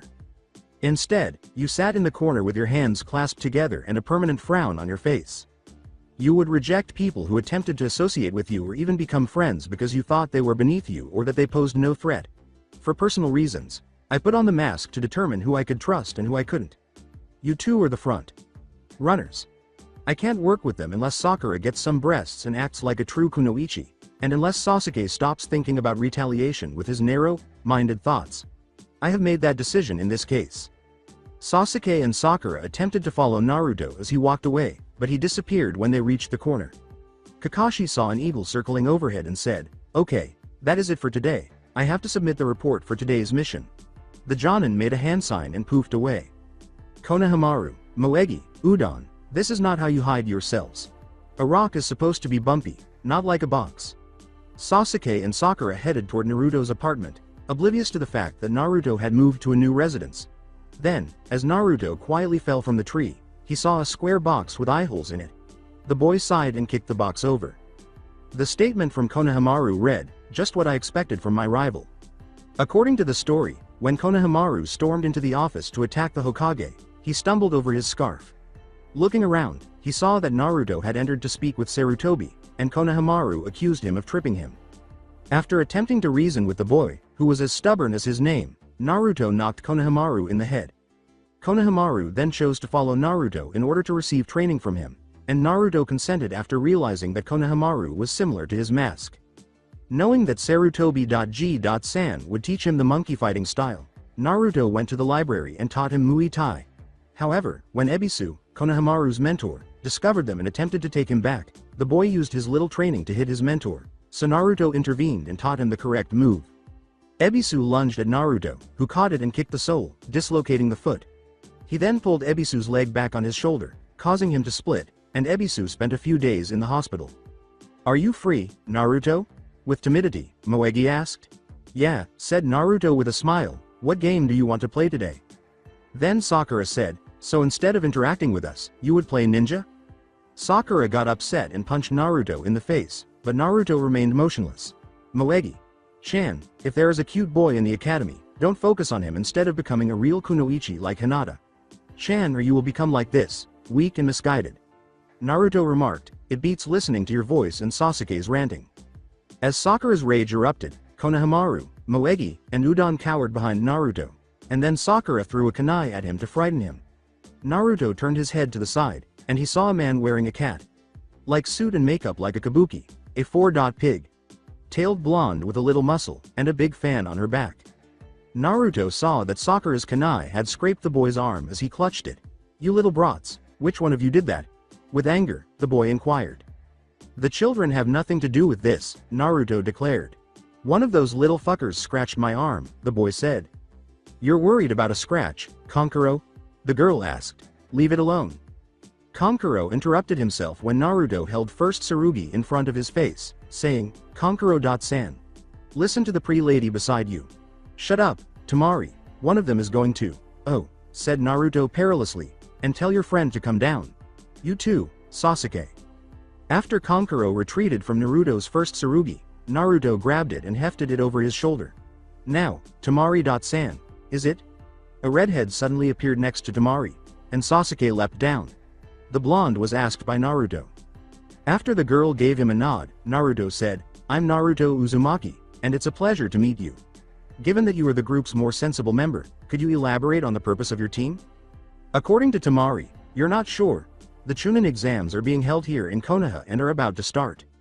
Naruto remarked, that would explain everything. What is the Chunin exam? Asked Sasuke.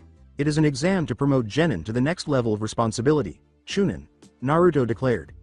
Chunin must possess leadership and tactical skill in order to command other genin. Each village sends a strong ninja to demonstrate the strength of their nation and to fortify their bonds. In his own words, Naruto continued, it also means that I can get off this team and do solo missions or group work with others. You two, the blonde and the black-haired one. What are your names? Said the redhead. Says Sasuke. Sasuke Uchiha. Naruto Uzumaki, said Naruto. The blonde replied, my name is Gaara of the Desert, I will look forward to seeing you two in the exams. It was nice meeting you, Temari-san, Naruto said, nodding to Temari. As she nodded and left with Kankuro and Gaara, Temari blushed and said, I would look forward to seeing you soon. Boss, how in the hell do you do that? Konohamaru asked. What? Said Naruto. Can you make that girl blush? Konohamaru asked. She just gets red, even though you didn't know her. You just need to be yourself and be courteous, Naruto said. I teach you about this when you're older. Additionally, if I am not careful with you, you might be making Moegi-chan blush. Naruto laughed at them, and both Konohamaru and Moegi turned their heads away. Naruto grinned and said, don't worry, Udon. I'll teach you too, as Udon glanced at the two. You simply need to be more active. Naruto accompanied the three academy students, who were asking him a lot of questions. Sakura pondered, is it just me, or does Naruto seem more at ease around kids? She and Sasuke followed them, and then after that, the three ninjas in a nearby tree jumped down. Their headband had a musical symbol on the middle, and the black-haired kid asked, what do you think? The one with a bandage replied, nothing serious, but the blonde, the black-haired ninja and the one with the gourd are the ones to be careful around. The three looked up to see Naruto hanging upside down over them when a voice said, I hope you three are not planning something, or I am going to have to subdue the three of you. But first, names? Why do you need our names? Asked the black-haired nin. Naruto stated, I could have killed you three in an instant because I just came here undetected, but I am letting you live because of the exams. Returning to what I said, names. The one with the bandage said, Kinuta Dosu. The boy with the black hair said, Abumi Zaku. Says the girl. Suchi-kin. According to Naruto, golden, huh? The three of you nodded enthusiastically because Naruto's killing intent and glowing eyes helped the situation. The boy then poofed away because he was a Kage Bunshin. Pretty name. Well, you three already know my name, so I look forward to seeing you in the exams, and oh, if you think about killing Sasuke, I won't be merciful to you three. When Kakashi revealed the following day that he had suggested that they take the Chunin exams, Naruto immediately realized that part of the reason he had suggested them was because the exams would require them to collaborate as a team. Naruto signed his right away, and he knew Sasuke would too, but he suspected Sakura was struggling with herself, wanting to go to impress Sasuke but lacking the skills to pass the test. In any case, it didn't matter, he could wait until the next time, and Madara Uchiha wasn't expected to appear anytime soon. Sakura surprised Naruto the following day, but her expression revealed that she was still apprehensive about the test. When they entered and saw the genjutsu on the wall, Sasuke also noticed it, so the Uchiha took the time to reassure her by telling the genin that she was the first to notice it. It was then that they met Rock Lee and Neji Hyuga, who had been last year's dead last and Rookie of the Year, respectively.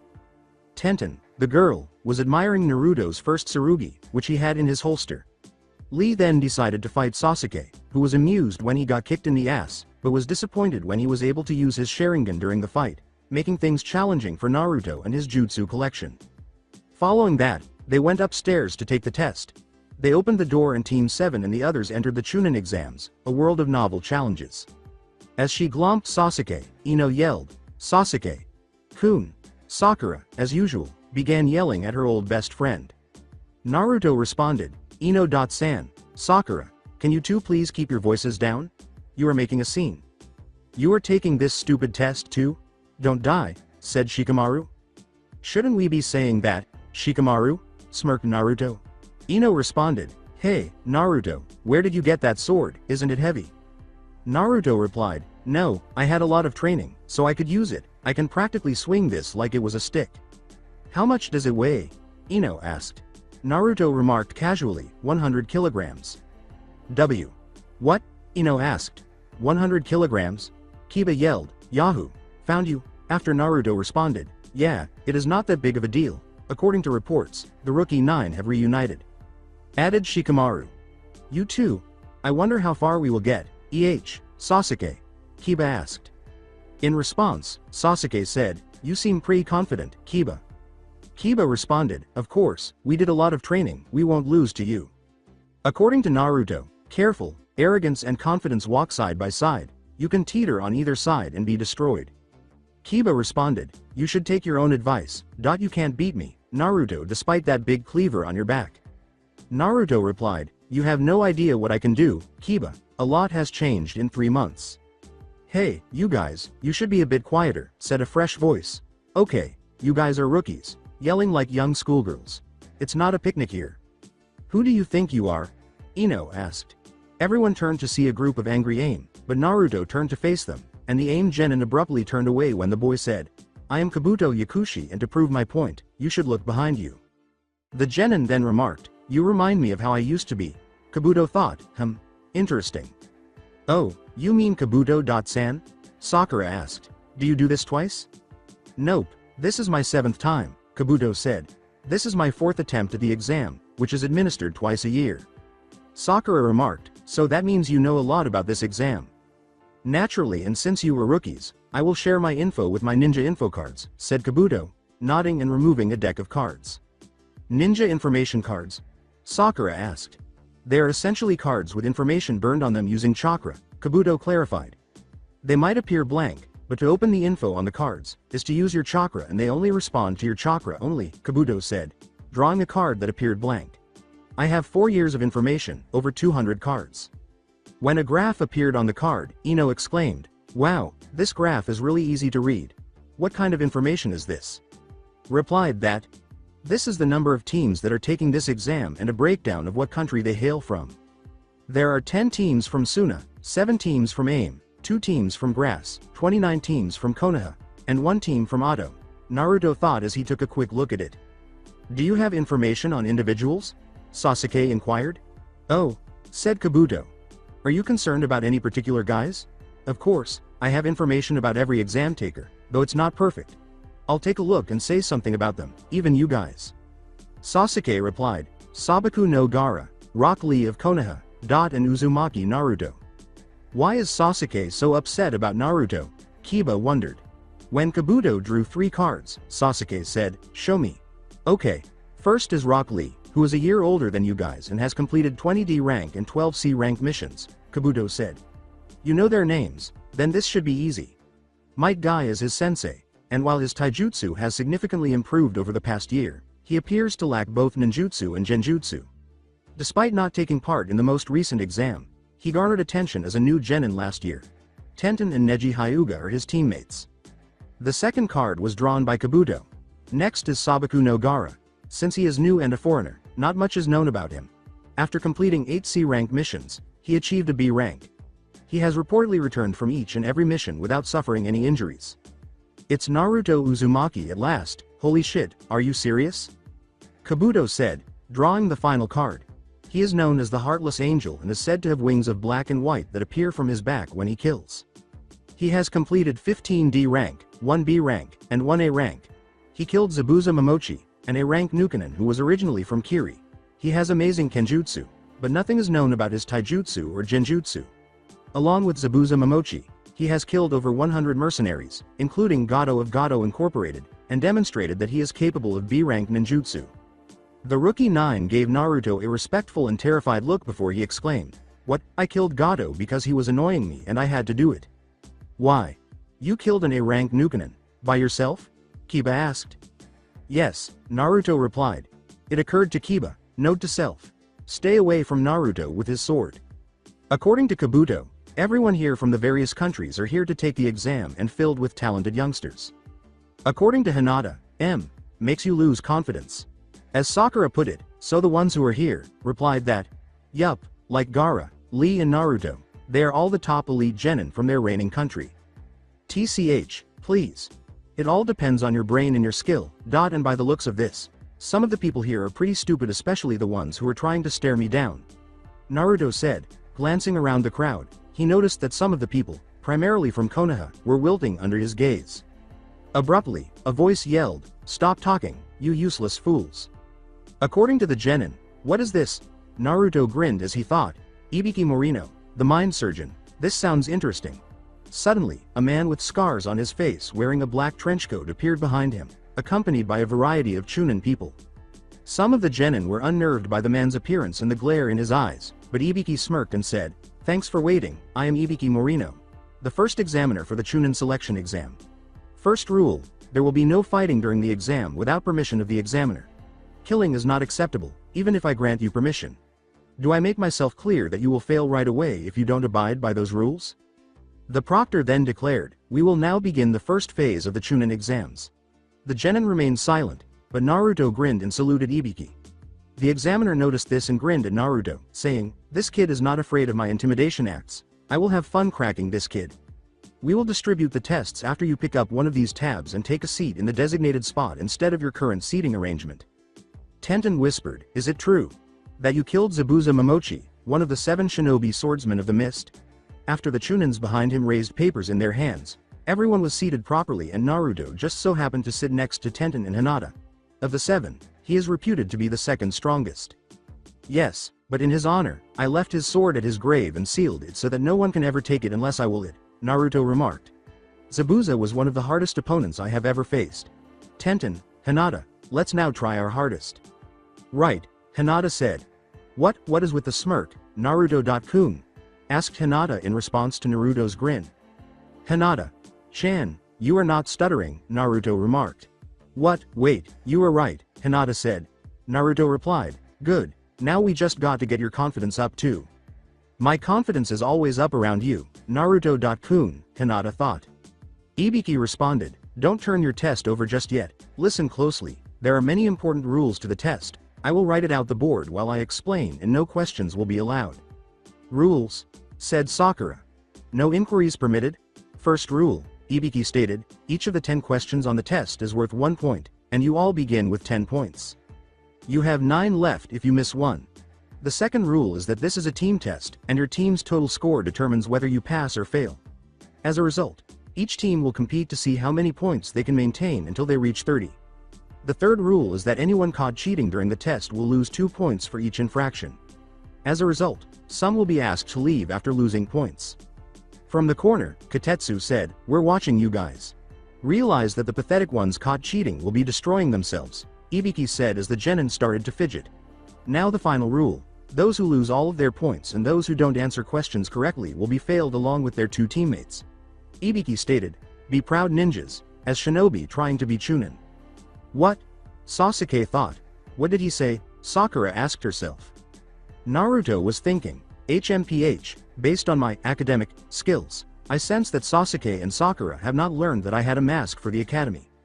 The exam will last an hour, Ibiki stated. Start. Naruto glanced at the paper and laughed. Well, now, I guess I have to thank Mizuki for doing something useful.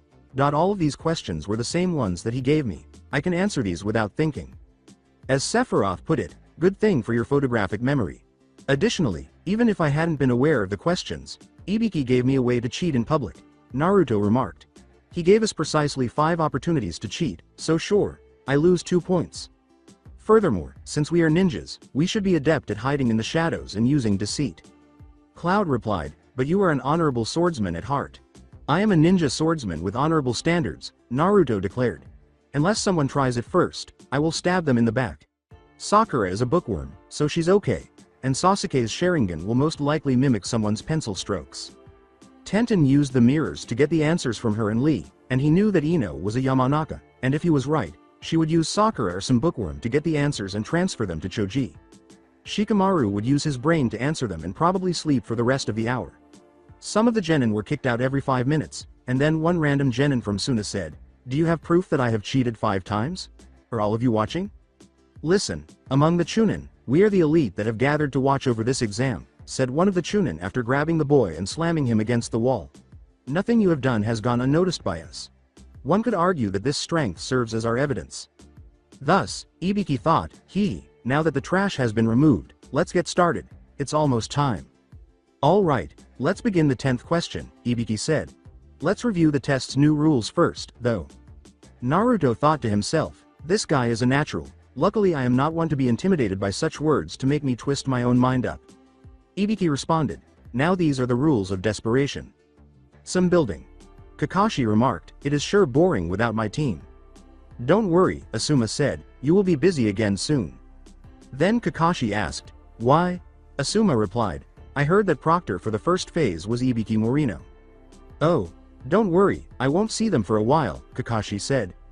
Huh? Asuma asked. Uzumaki Naruto, Kakashi said. So what about him? Asuma asked.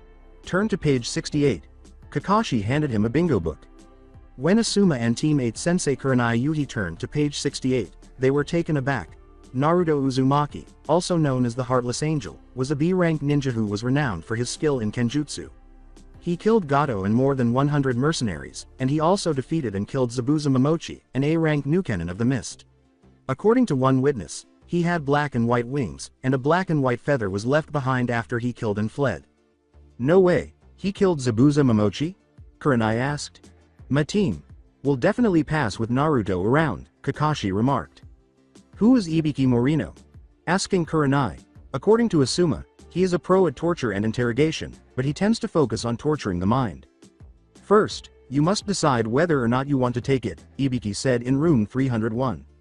Sasuke pondered, will you accept it? Select. Said Tamari, but what if we choose not to?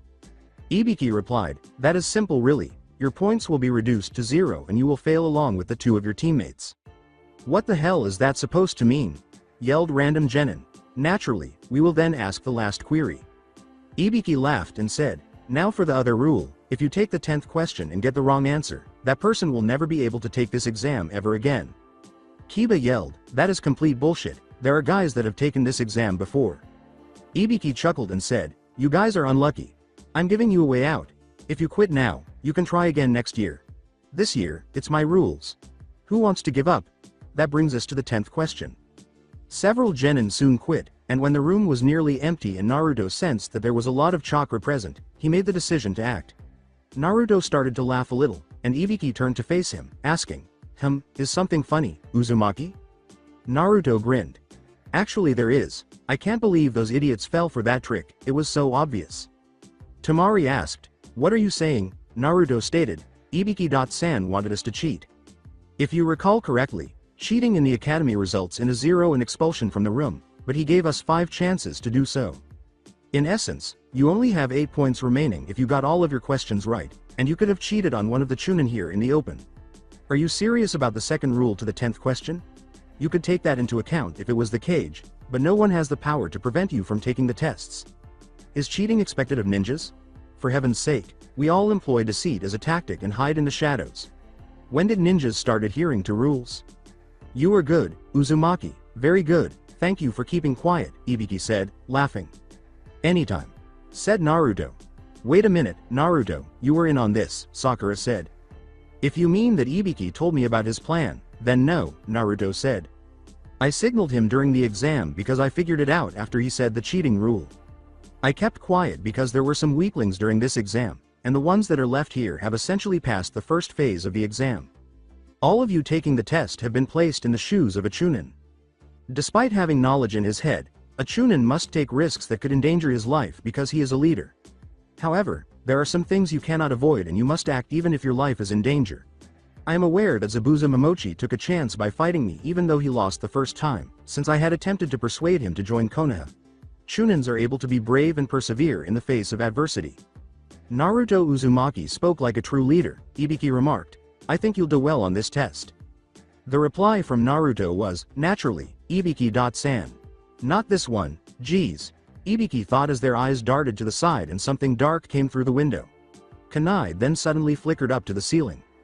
As she stood in front of the banner that read, Anko Mitarashi, the sexy special Jonin, a woman with gold eyes, a fishnet mesh bodysuit, an orange skirt, a tan trenchcoat, and shin guards said, this is no time for celebrating, you guys.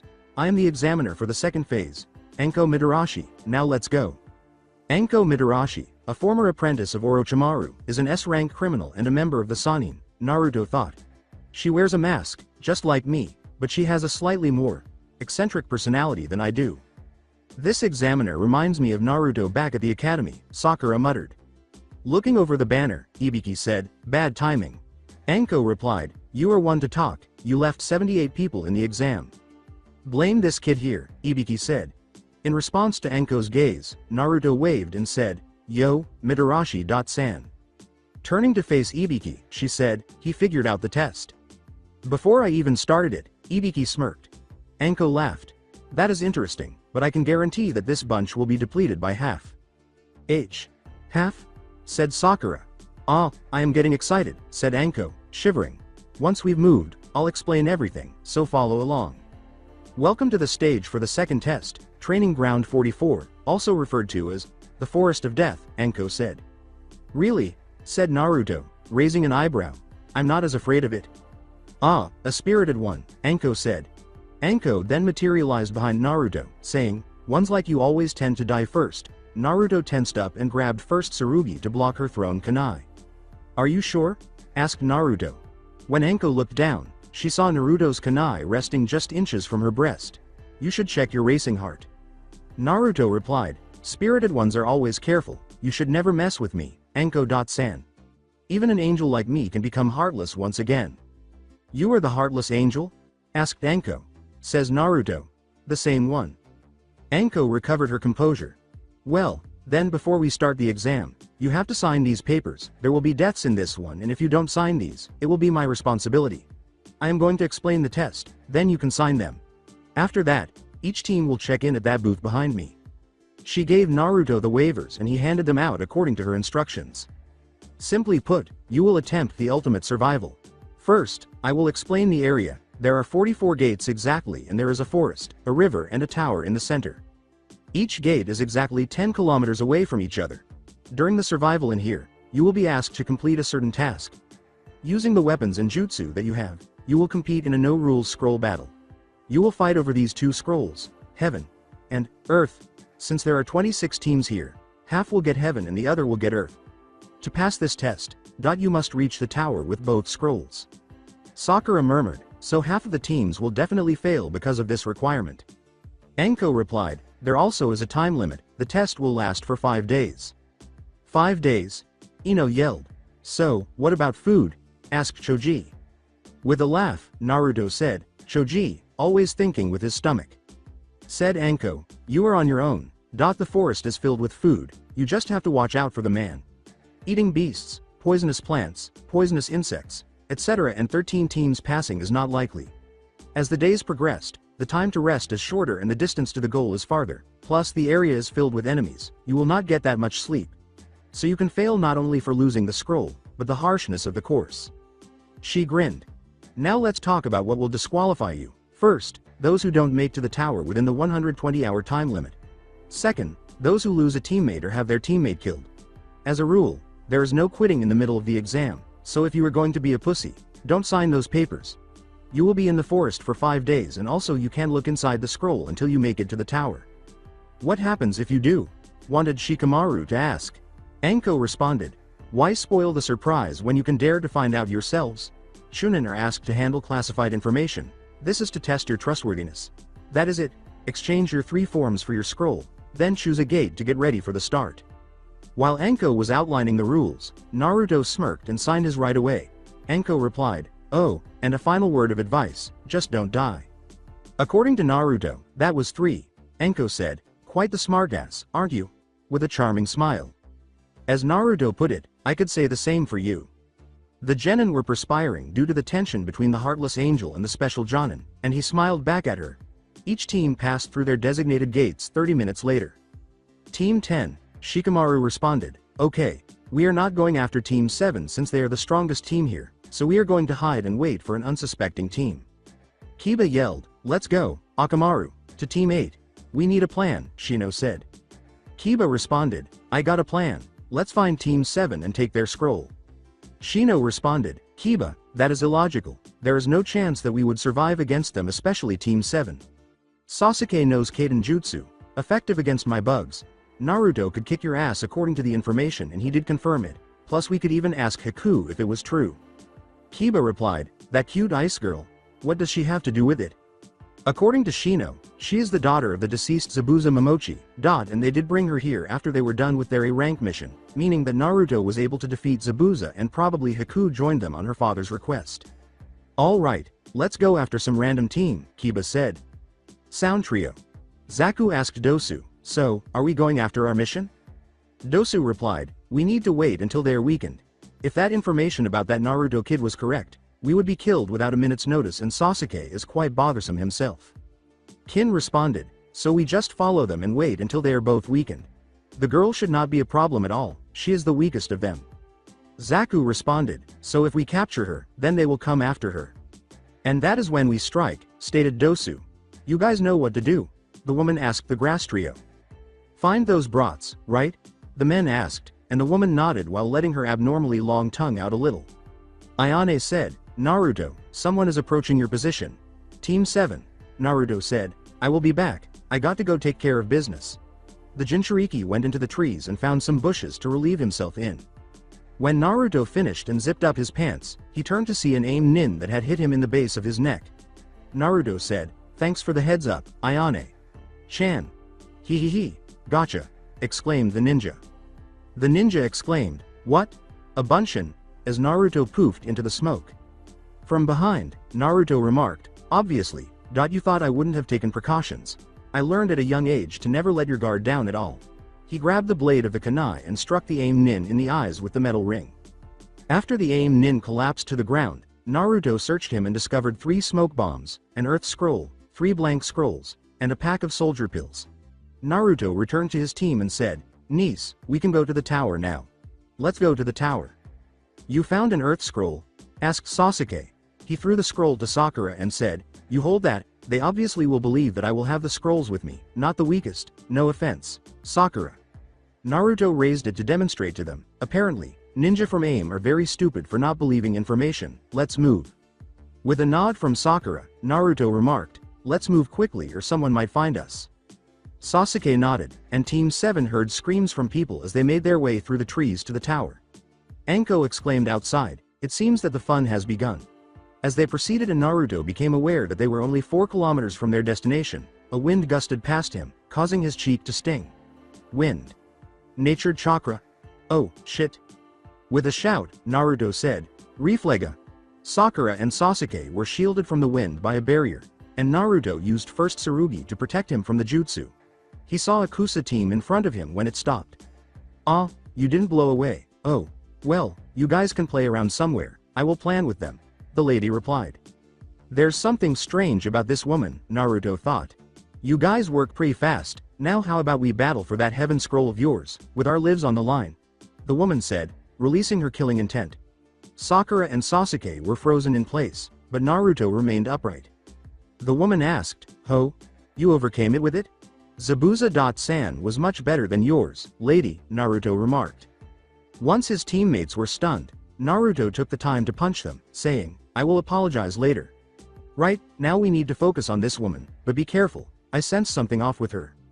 With a sly smile, the woman flashed a summoning tattoo and bit her thumb, saying, "Kachiyose no Jutsu." Naruto's eyes widened slightly as she appeared atop a snake. "Why are you here, Orochimaru?" he asked. "Oh, you know who I am?" demanded the woman. Naruto responded, "You are the only one who can summon snakes besides Anko, and you are an S-rank criminal. Care to explain why you are here? Are you after the Sharingan?" "The Sharingan?" declared Sasuke. Orochimaru laughed as he tore off the woman's face to show his own.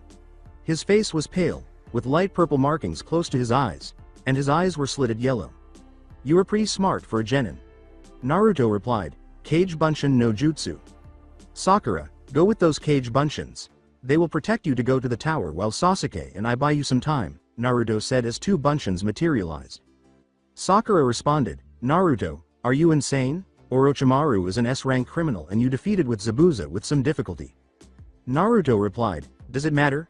I rather fight him knowing that you are safe. Hate to be harsh, but you are a burden and Sasuke is useful. Now go. We will be fine because I know Orochimaru can't kill Sasuke since he wants the Sharingan, that is his weakness." "Are you saying you would kill Sasuke if you lost?" asked Orochimaru. Without hesitation, "Care to test me, Orochimaru?" Naruto said, raising first Tsurugi and aiming it at Sasuke's neck. "You will not touch my vessel, Naruto.kun, Orochimaru said with a frown. "Please don't call me that.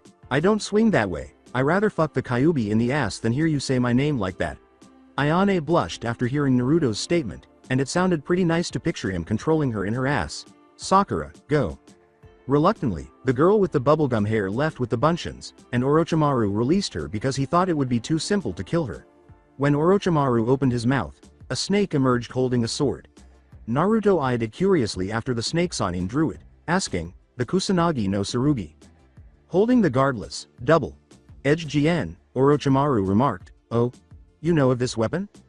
Naruto replied, "Yes, I hope you won't mind if I take it from you when you are dead." According to Orochimaru, "You got your own."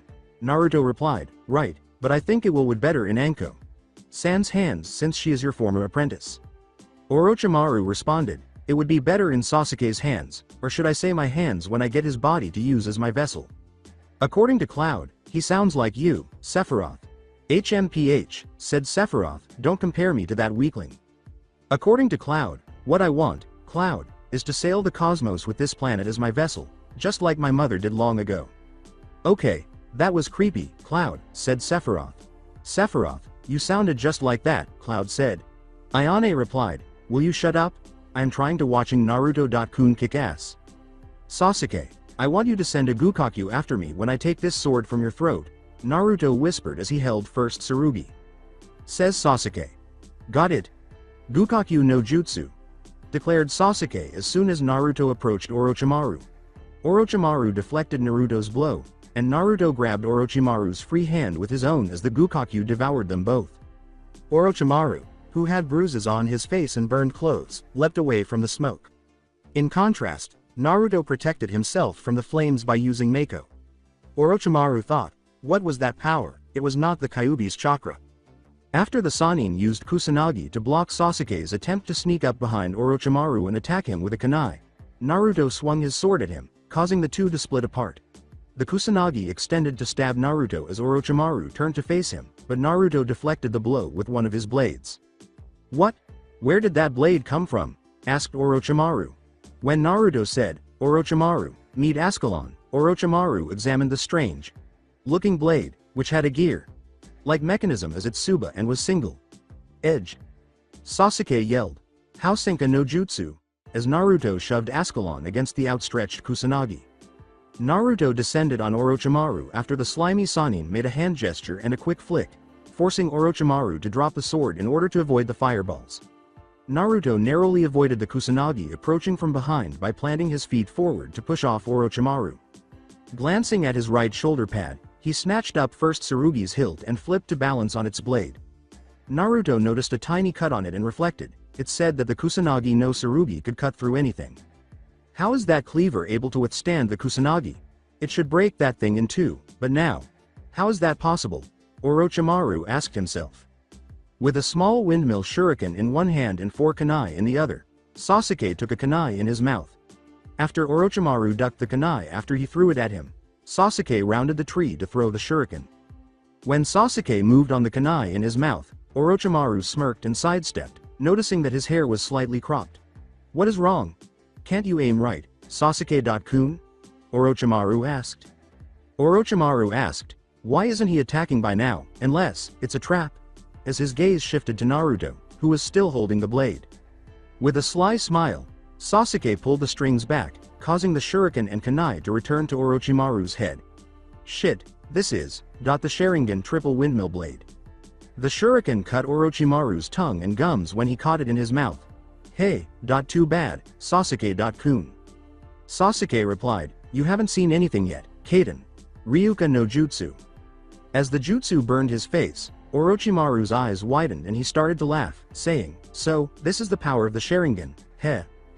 Now I know that I want you. I told you.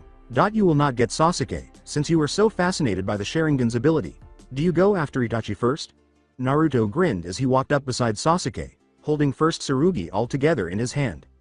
Orochimaru hesitated and Naruto laughed as he, it seems you did do it and got your ass kicked, so to get the Sharingan, you decided to go after the less experienced wielder of the Sharingan, Sasuke. Face it, Orochimaru. You are getting old. You will die by one of the next generation's hands soon. Orochimaru responded, Naruto-kun, I could use someone like you on my side. Why protect a village that shuns you, doesn't acknowledge your abilities?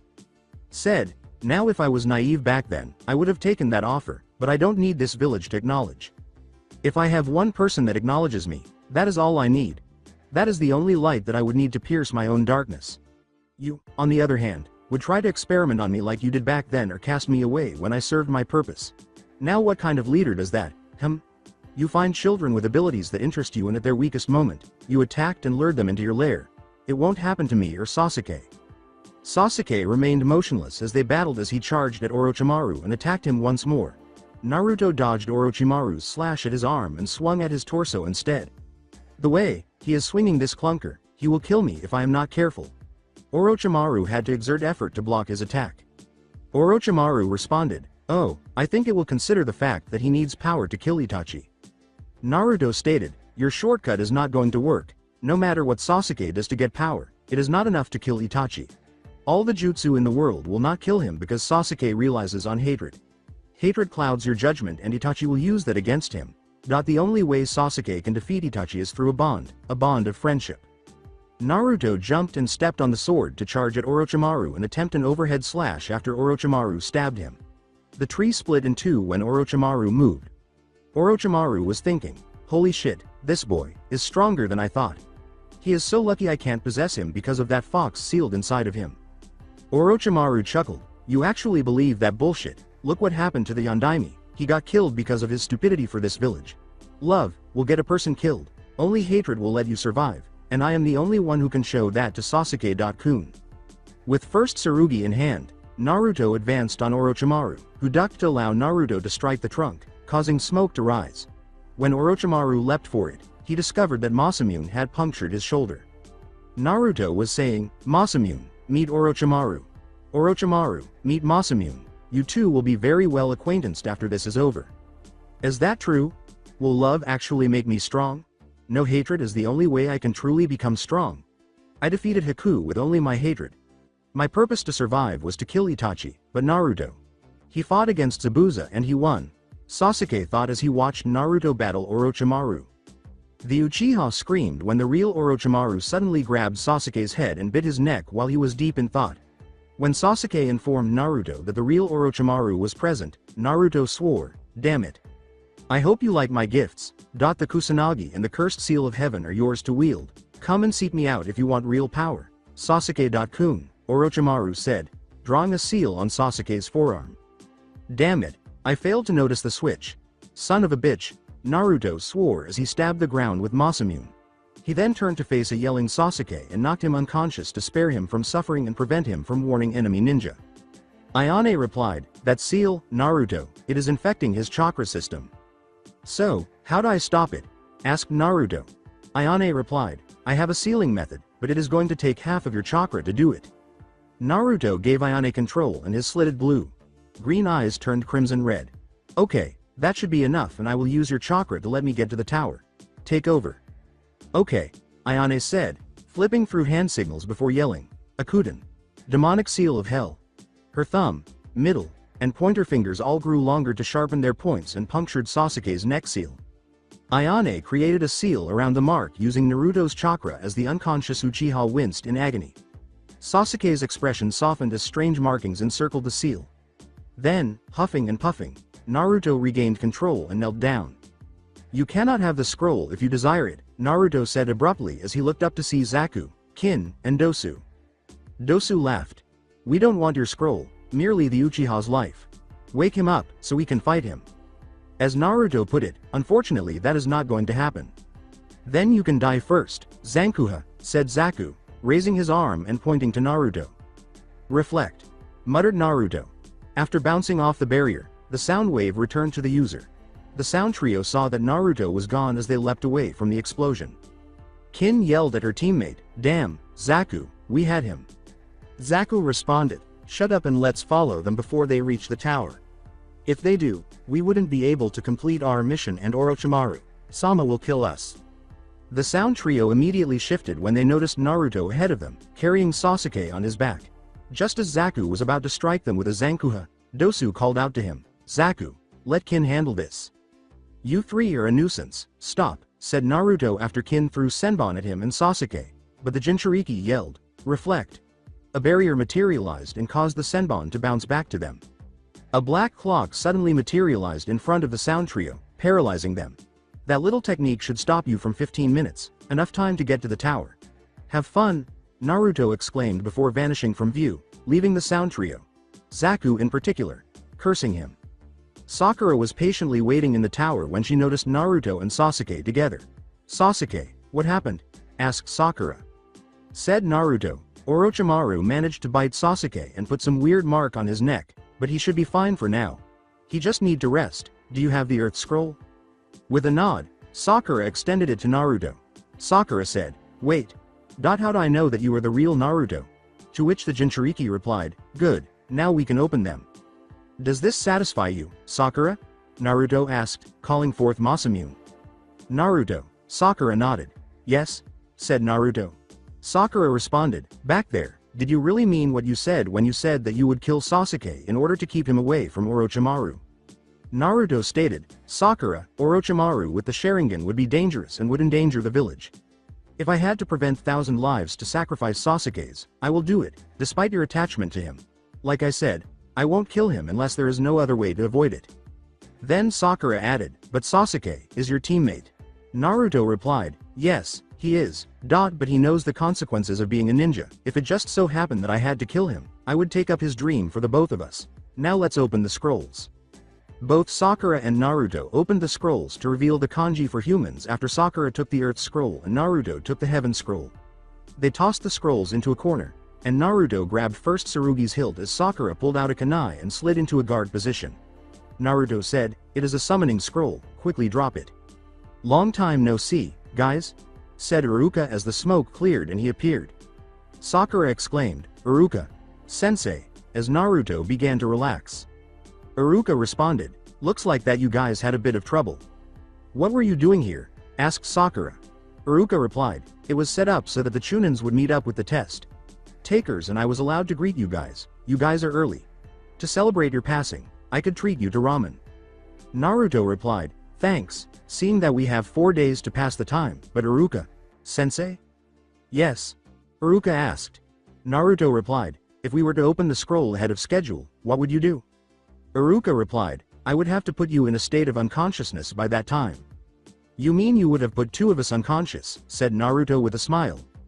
What do you mean? Asked Iruka. You have a bingo book, asked Naruto.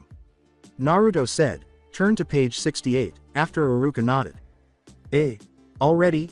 Iruka asked, staring at Naruto in disbelief. Sakura remarked, What? As Naruto nodded. When Iruka handed Sakura the book, Sakura was equally astounded to see Naruto Uzumaki's uninterested expression and his B-rank ninja ranking. Wait, Sakura said, you have wings? Naruto replied, oh, right, I forgot to tell you guys that I have a Kekkei Genkai. With a flourish, Naruto spread his wings, releasing black and white feathers. This is how I did an aerial battle with Zabuza. I can basically fly and the rest of my Kekkei Genkai allows me to use that strange chakra. I called it Mako. Wow, Sakura exclaimed. Why do you never show this? Iruka asked. Naruto replied, I want to keep it a secret. I thought the mist would provide the cover, but I guess it didn't. Naruto. You just keep on surprising me every time, Iruka thought. Have you deduced the meaning of this wall? The Chunin asked. Indeed, the earth symbolizes the body and the heavens the mind, Naruto said. Sakura, for instance, must have earth because she has a lot of heaven, so she needs to work hard to get stronger. Simply fill in the blank in the last sentence with your own name. These rules will guide Naruto's extremes. If you are like Kiba, who has earth but hardly heaven, then he must learn. Iruka replied, correct. Now just be careful in the third test. Naruto replied, don't worry, Iruka. Sensei, we will be fine, we are stronger than before, even Sakura has grown a lot. Iruka responded, right, sorry. Well, then get some rest and good luck in the third test. As Sakura flushed at Naruto's remark. After giving a nod, Naruto carried Sakura and Sasuke to a nearby room so they could take a short break. That's it for today. I hope you guys enjoyed this great story. See you in the next one.